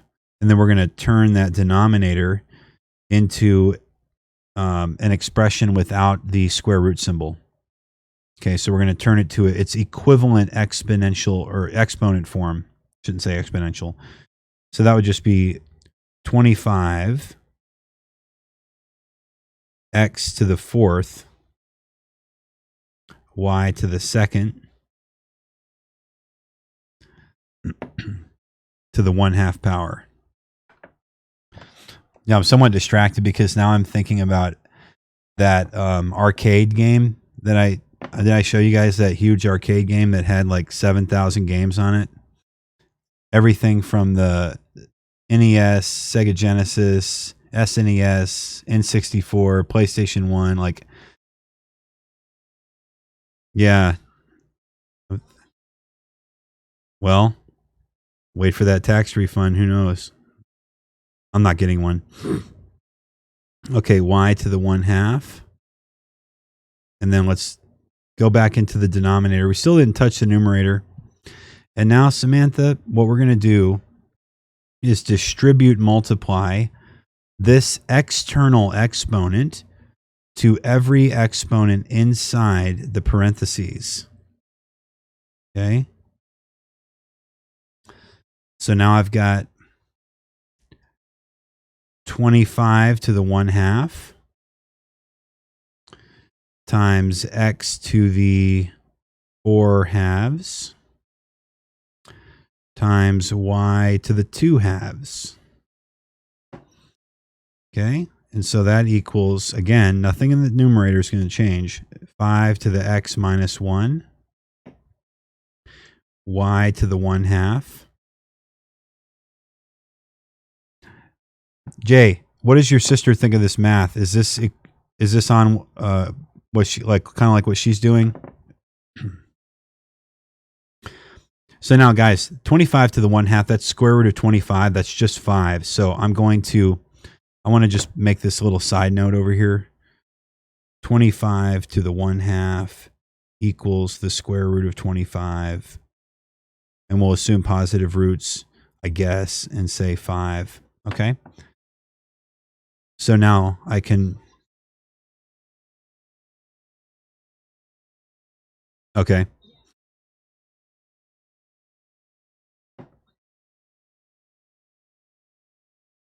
Oh, okay. Cool. So x to the 4/2 can be reduced to x squared, and then that's just y right there. Okay. Now, here's the cool thing. I can cancel these 5s out. And now I'm going to do the quotient rule on the x's. So I'll take x raised to the power of -1 minus 2. Well, tell her, to let her friends know, if they ever need help with work, we could start there. Like that would be our first thing. Instead of telling the whole world, we could just tell the 8th grade, okay, y to the 1/2 minus 1, which would say minus 2/2.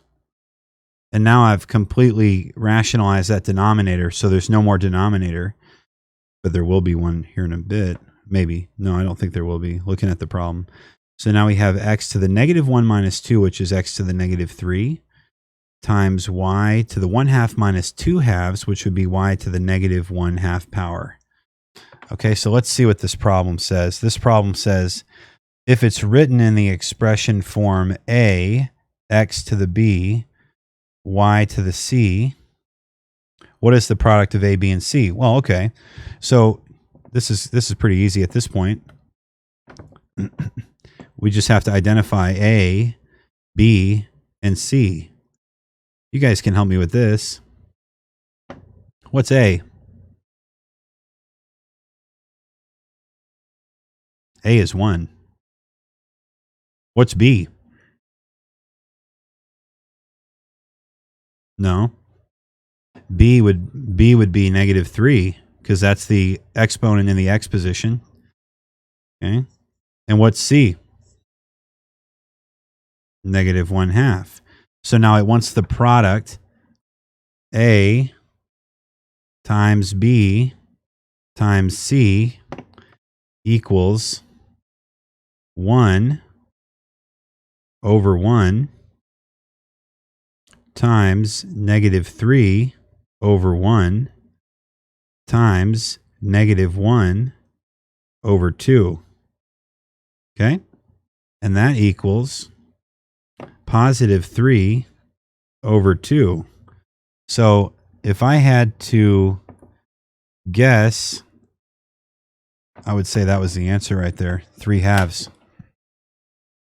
Now, if that is correct, I will personally wait. I will personally build an IMAX theater in our classroom and purchase 70 millimeter film and play Avengers Endgame on loop until the end of the year and set up a conveyor belt that has pizza and sushi, Starbucks, and Chick-fil-A on a continuous feed. Let's see. Is it right?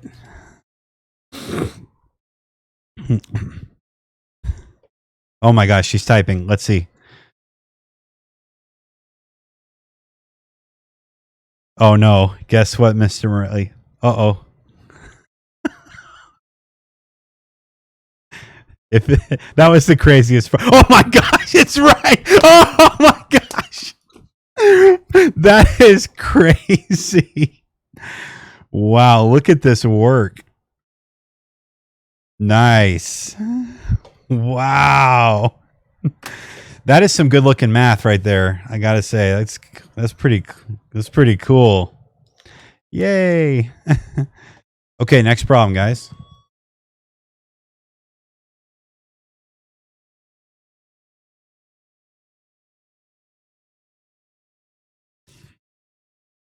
That was fun. I like that one. I'm trying to think of what was the hardest one we've done so far tonight. It had to be either Nathan's or Sam's problem where the numbers were so huge. The 20,000. That was okay. Samantha's got another one. Let's see. I just need the unique ID. 373. All right.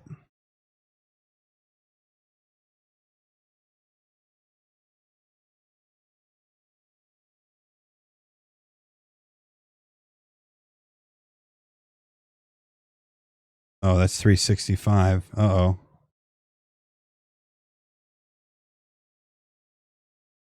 373. Oh, okay. Oh, good. Here we go. Next problem. Oh, I don't like that at all. Do this. Next problem, ladies and gentlemen. This is I'm going to say this is number 373. Should start marking these. And okay. So now we've got x to the 5th over x to the 1/4. And that is equal to x to the a. And I'm guessing they want to know what a is. So we just basically forget about the right side and just apply the quotient rule to the left side. So the quotient rule says if the bases are the same, we subtract the exponents. So that would be x to the 5th minus 1/4. But I don't have common denominators. So that would be equal to x to the 20/4 minus 1/4. And that would be equal to, ladies and gentlemen, brothers and sisters, comrades and friends, fellow countrymen, workers of the world, x to the 19/4, which is equal to a. So I think a is 19/4. Since I'm somewhat confident about that, I'm not going to bet anything. Because I'm already in the hole for like $10 million. I already have to buy a hot air balloon and an IMAX theater.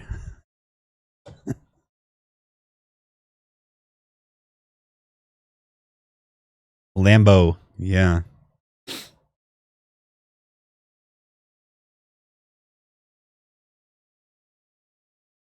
Oh, good decision because it's right. Yay. Okay, does anybody else have a problem they want me to do?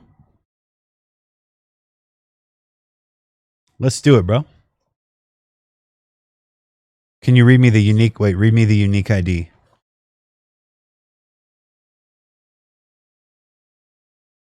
$279. Okay, hang on a second. Which section is it under?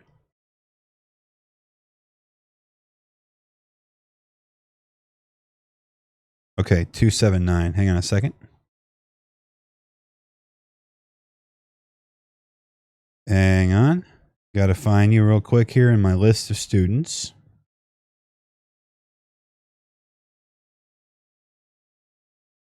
These problems are really fun. Okay, so combine radicals, fractional exponents. 0279. Is that okay? So that's good because that's very similar to the one that Samantha just had us do. So it's the same exact principles. Okay. This is going to be number 279.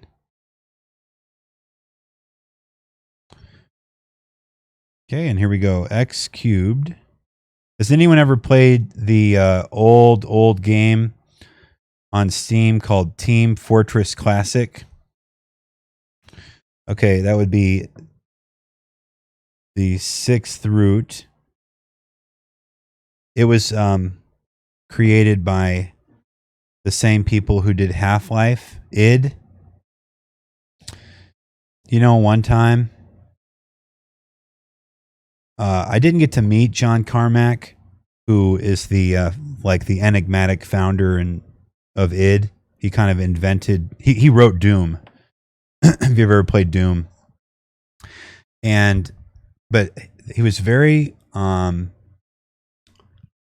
he like their offices in Mesquite, Texas, were like there was no address, and so I had to look around and I looked for him, and finally I found where these offices were, and I knew that John Carmack drove a very special car called a Lotus, and so I saw that Lotus parked in the parking lot of this like very nondescript office park. Okay, so I went into the building, and this was back when I was selling real estate, so I like made up a reason to be there, like I was going to sell them real estate or something, and so I went into the building and I went up to the 2nd floor.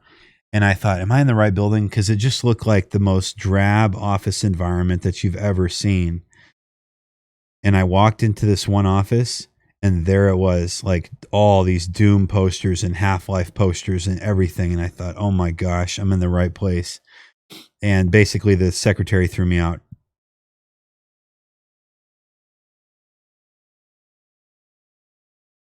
Yeah.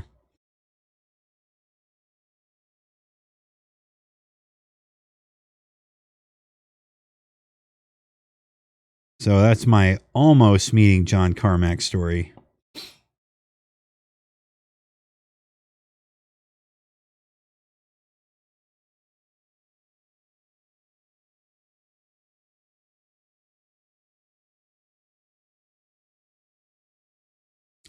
Okay, here's your answer. Make sure you know how to do it, okay? I'll show you the whole thing here.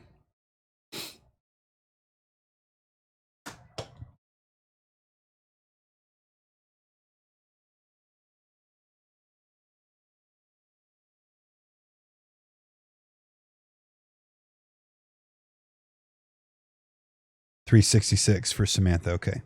Give me a second. I got to log out of Jonathan's account and then log back in as you. I think you're just supposed to put 17/6.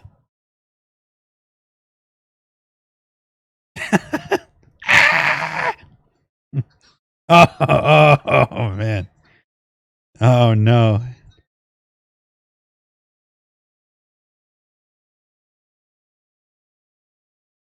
Here's Samantha coming up here. Kind of want to get one wrong.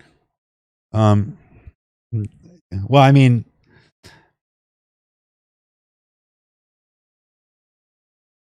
that was flexing a little bit. Okay, wait. What number? 366. Let's see. 376. 365. 382. Huh, I can't find it. 366. Oh, I see it. I got it. Select the expression that is equivalent to 6x to the negative 4/5. Oh, this is going to be fun, fun, fun. Because it's multiple choice. These are going to be fun problems. We're not even going to look at the multiple choice because as OG math students, we don't care about multiple choice. We tell the multiple choice what the answer is, not the other way around. Oh, yeah.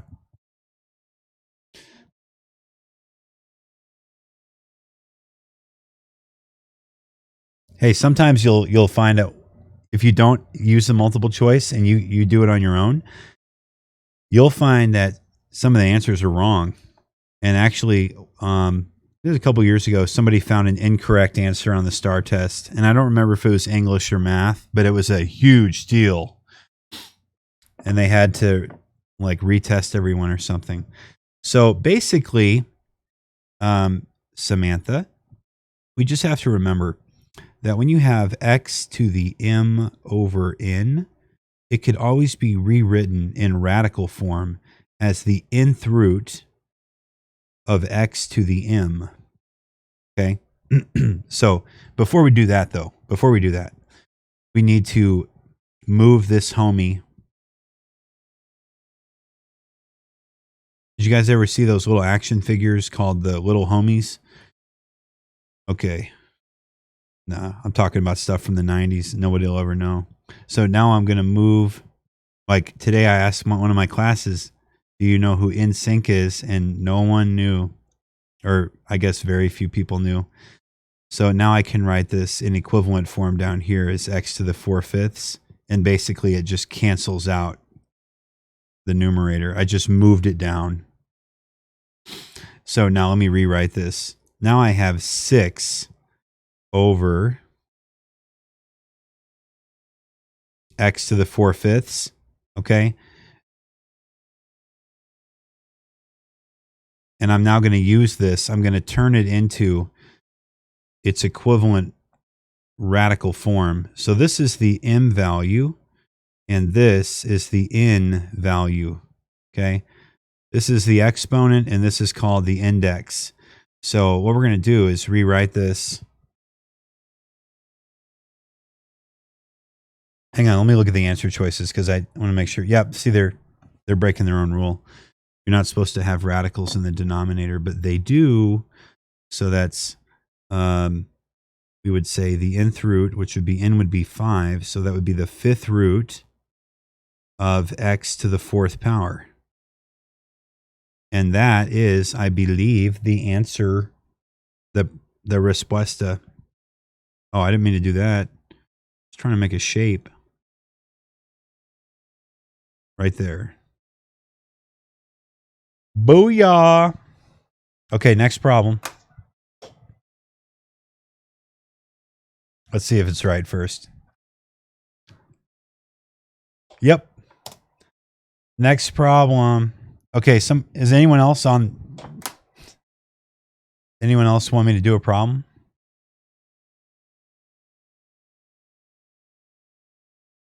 Hang on, I better check. I haven't checked the YouTube live stream chat in like 10 years. Oh, no one's chatted since Michael left. Okay.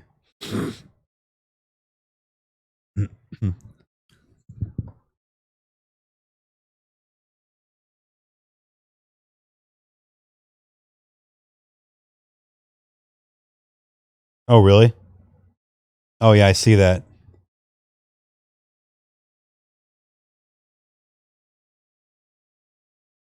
Yeah. Okay, I think we're going to do another Samantha problem here.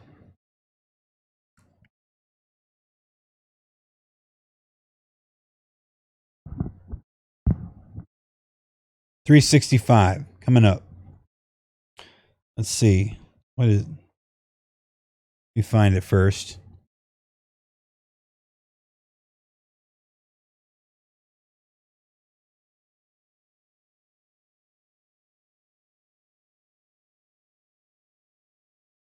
Yeah, I think it is just you and Jonathan.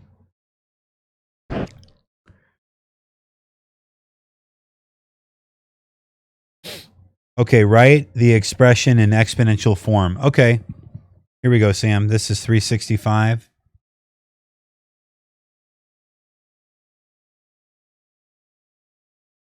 Well, okay, that would be the 7th root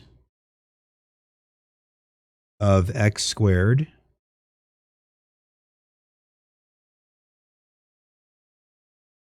Okay, and that is equal to, and so remember, Samantha, this blue is going to be the n value, and this pink color is going to be the n value. So that's what I do in my head, Sam. I'm saying, all right, the 2 is the m, and 7 is the n. And I know that I can rewrite a radical form in its equivalent exponential form as x to the m over n. So in this case, it would be x to the 2 over 7. I think I ran out of music.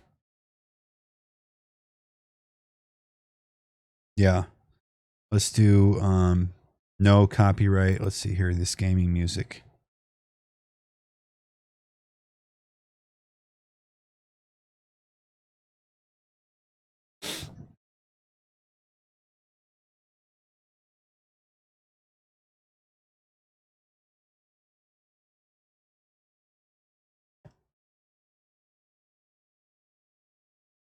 Yeah, Jonathan, let's do a problem, man. Hey, let's do something hard. You want to do something hard? You want to do something from the next section or something?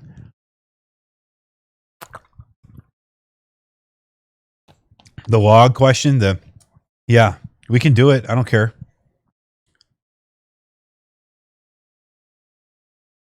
I mean, whatever. Yeah, let's do it. Let's solve an exponential because we've been doing exponents all night.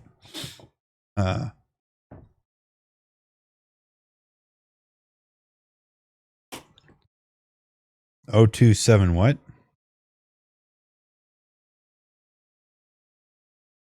270. Okay.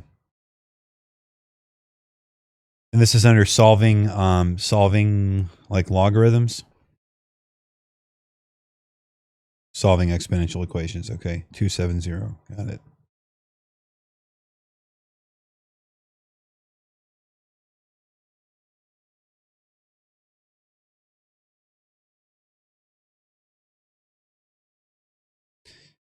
It's all about, I mean, it comes down to commitment, I think. So, okay, 270. Oh, wow. Okay. How long will it take the element to decay to 37 grams? Element X decays radioactively with a half-life of 8 minutes.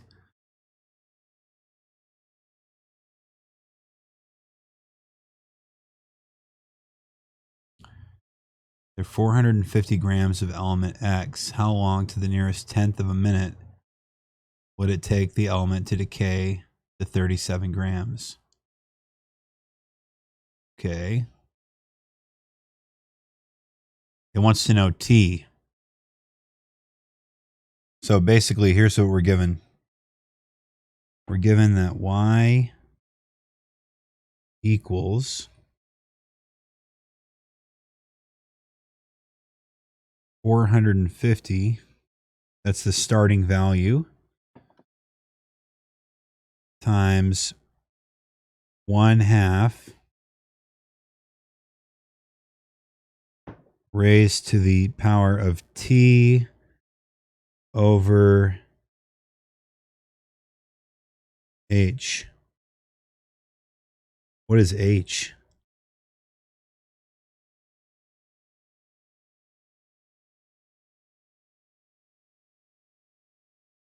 Hang on.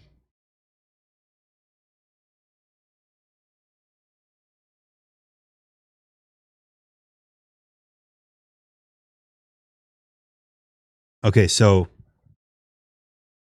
got it. I got it. So what was the half-life? 8 minutes? So instead of h, we'll write 8.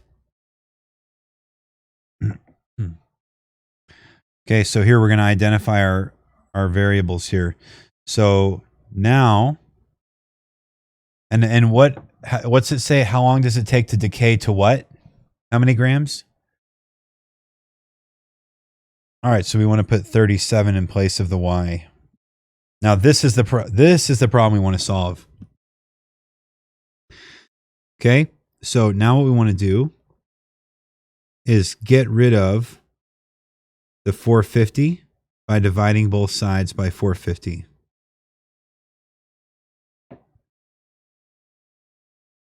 Okay. So we're going to forget about that for a second. 37 over 450 now equals 1/2 raised to the power of t over 8.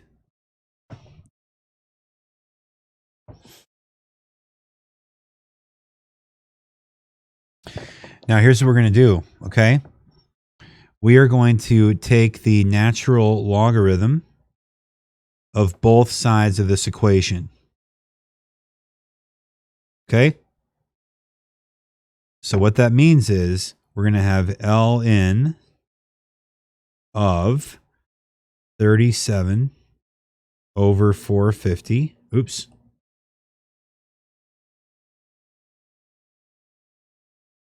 Equals ln of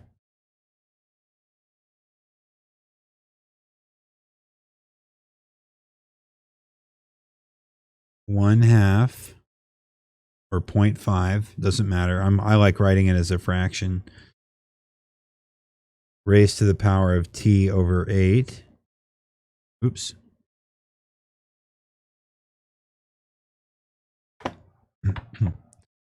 Okay, do you see all this? Okay, so we're going to leave the left side the same. ln of 37 over 450. And now we're going to apply the power rule of logarithms to bring down this t over 8 multiplied by the ln of 1/2. So this is going to equal t over 8 times ln, and I'll just write 0.5 here. Okay. And now what I'm going to do is divide both sides by ln of 5. Or ln of 0.5, sorry.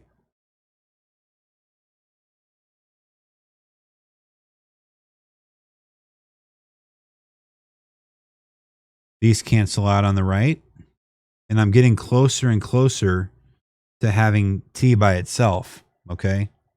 Because that's what I'm trying to solve for is t.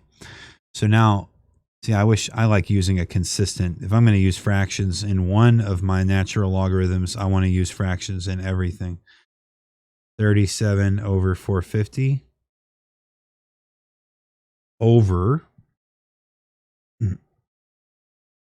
Uh-oh. It's glitching on me here. Okay. Over the ln of 0.5 equals t divided by 8. Now, Jonathan, when you see this all written out, I wonder if you could tell me the final step. How do I get t by itself on the right side?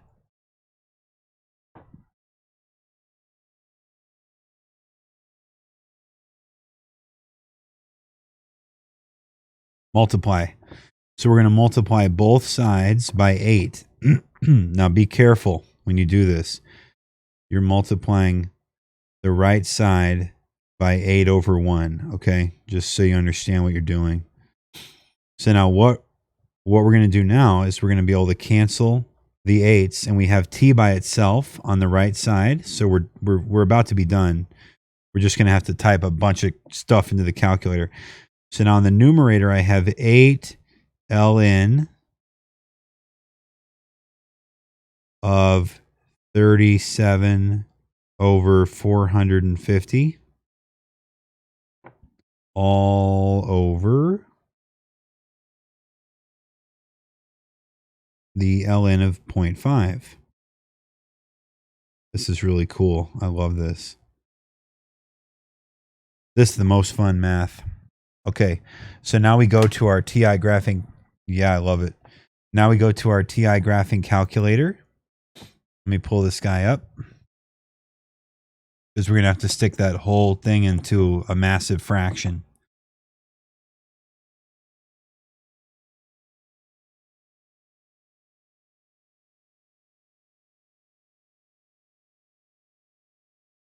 Yeah, I love it, man. Okay, so I'm going to have to hit alpha y equals, enter.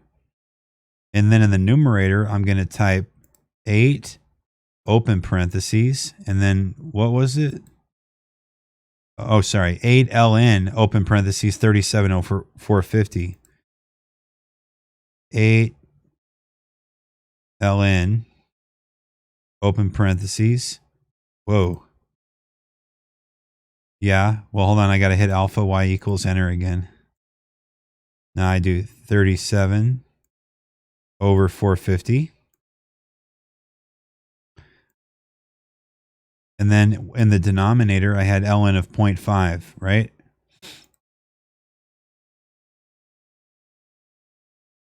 Okay, bingo. So what did it say? To the nearest what? To the nearest tenth of a minute? So that would be 28.8 minutes, I think. So let me see if I can pull this. 28.8 is what I think.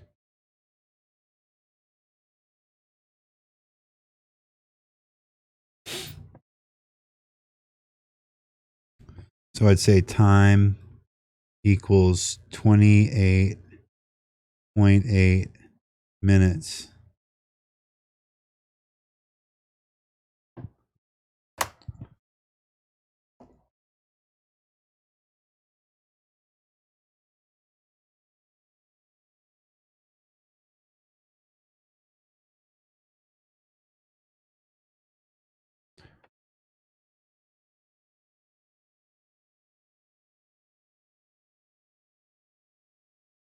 Tell me if that's correct.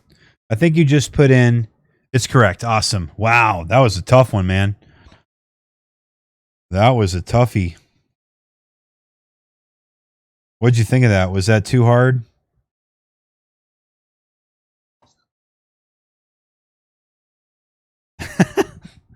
Okay, so now we're gonna do 376 for Samantha.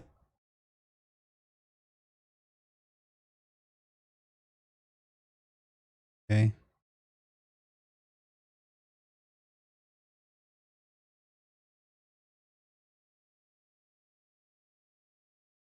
$376.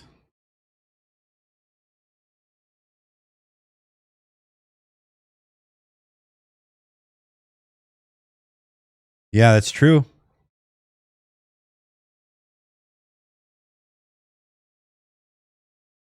Right.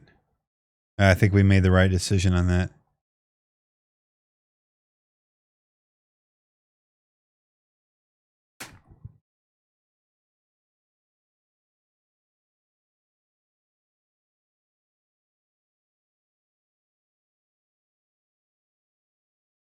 Wait, she wants 376. This is 364. Trying to find there it is, 376. Ooh, wow, this one looks scary. 376 looks scary. I'm scared. Not really. Maybe. It could be really scary. We'll see. So we have to take the 8th root. Wow. Of So now Jonathan, we're back to the other type of problems now. Yeah. N to the -4 over n to the -6. All right. So, Samantha, here's a rule. Okay. You can distribute this radical sign to the numerator and the denominator. So what I'm going to rewrite this in equivalent radical form is the 8th root of n to the -4th power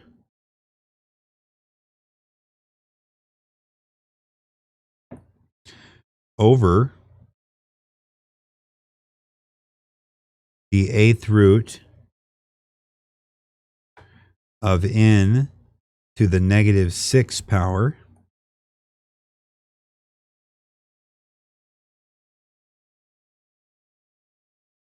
okay? And so now we just have to turn each of these into exponential notation instead of using the radical notation. So that's just equal to, remember, this is n, okay? That's m. This is n, and this is m. So I'm going to write this, I'm going to take it from being the nth root of n to the m. I'm going to have that set equal to n to the m over n. The n is actually a really bad letter to use in this problem because it's confusing. But let me just say, let's say it was an x. This is what you would do. Okay. So don't worry about that. Just rewrite this as n raised to the power of m over the red n, which would be -4 over 8 over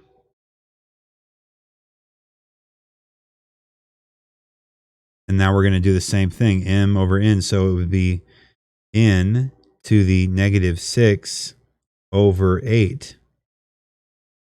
Okay. So now we're going to simplify these exponential, these exponent fractions. So I can divide a 4 out of the top numerator and denominator. So it'd be -1/2 over n, and then I can divide a 2 out of both of those. So that would be -3 over 4. Okay. Let me zoom out a little bit here. And that's set equal to, and now we're going to apply the quotient rule, n to the -1/2 minus -3 over 4. And I have to find a common denominator there, which would be 4. So I'm going to rewrite this as n to the -2/4 plus 3/4, because those two negatives make a positive. -2 plus 3 is 1, so it's n to the 1/4 power as my final answer. Thank you, Regis. That's what I think the answer is. Let's see if it's right. If this is correct, I will probably, it's 8:51, so it's 8:51, so like we should probably end this here pretty quick. Oh yeah, for sure. For sure.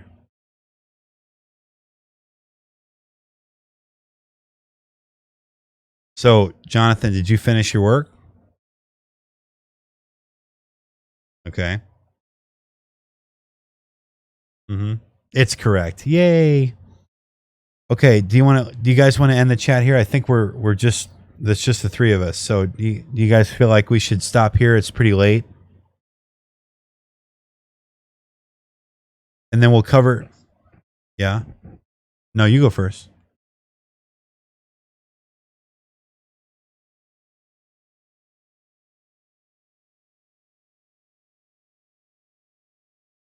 My goal, yeah. She has 5 more to do. Okay. Just worry about it tomorrow. I might modify the assignment. You did a lot of work.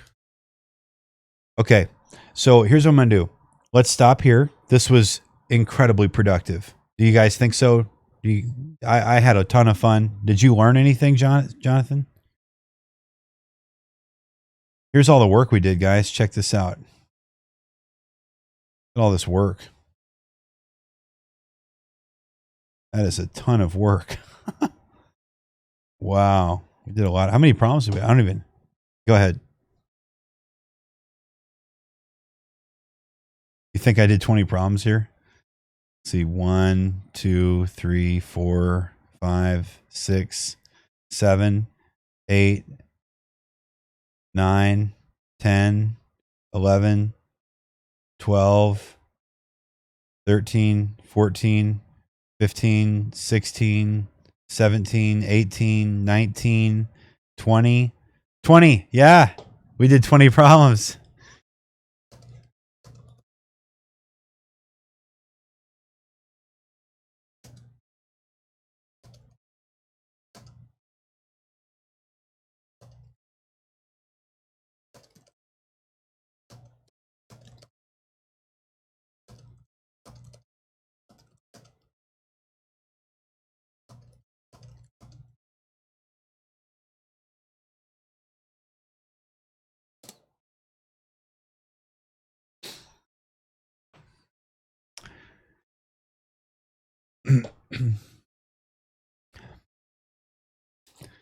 Look, this is something I struggle with every day. Like if tomorrow comes and there are, 70% or 80% of the class did not even begin any of the homework assignments, it's going to be impossible for them to do it over the weekend because they wouldn't have even gotten help if they didn't watch this live stream. And so to me, the live stream is where you and Samantha and Nathan and Kobe and Jay and whoever else was on this thing, that's where you guys actually learn kind of, Roderick, how to do it, right? This is where you learn how to do it, to see your examples worked out. And so, yeah, I really can't tell you what folks are going to do. I mean, I'll have y'all's back with grades, but my concern is always not grades, it's understanding. And so, like, we've done so many problems tonight that I think this is enough for the exponents practice. So I'll probably go modify that assignment. So basically, I'll take a look at what you and Sam and Nathan and everybody else did, and that's probably enough because we need to move on and just put this exponents behind us and work on solving logarithms. Those 2 problems you and I did. That's what we need to focus on in the next live stream. And then I'm going to email Zach and see if there's any way I can get the problems to be the same. Because then I think more people would watch the live stream because it would all be the same problems. All right. Well, let me sign off, guys, because it's 8:55. Thank you all so much. Great job. This is going to make you a lifelong better math student. So keep.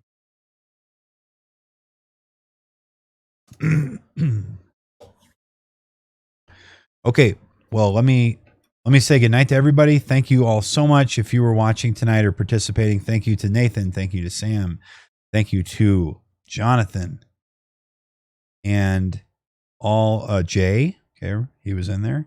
And anybody else that was on the stream and I didn't mention, thank you all so much. Michael, I saw Michael on there. And Kobe, Nicholas. Yeah, Nicholas was on earlier. Okay, so good night to everybody. Thank you all so much. And I am going, yes, sir. Yep, we'll see you guys tomorrow, okay? I'm gonna log off. Thanks a bunch. I'm out. Bye.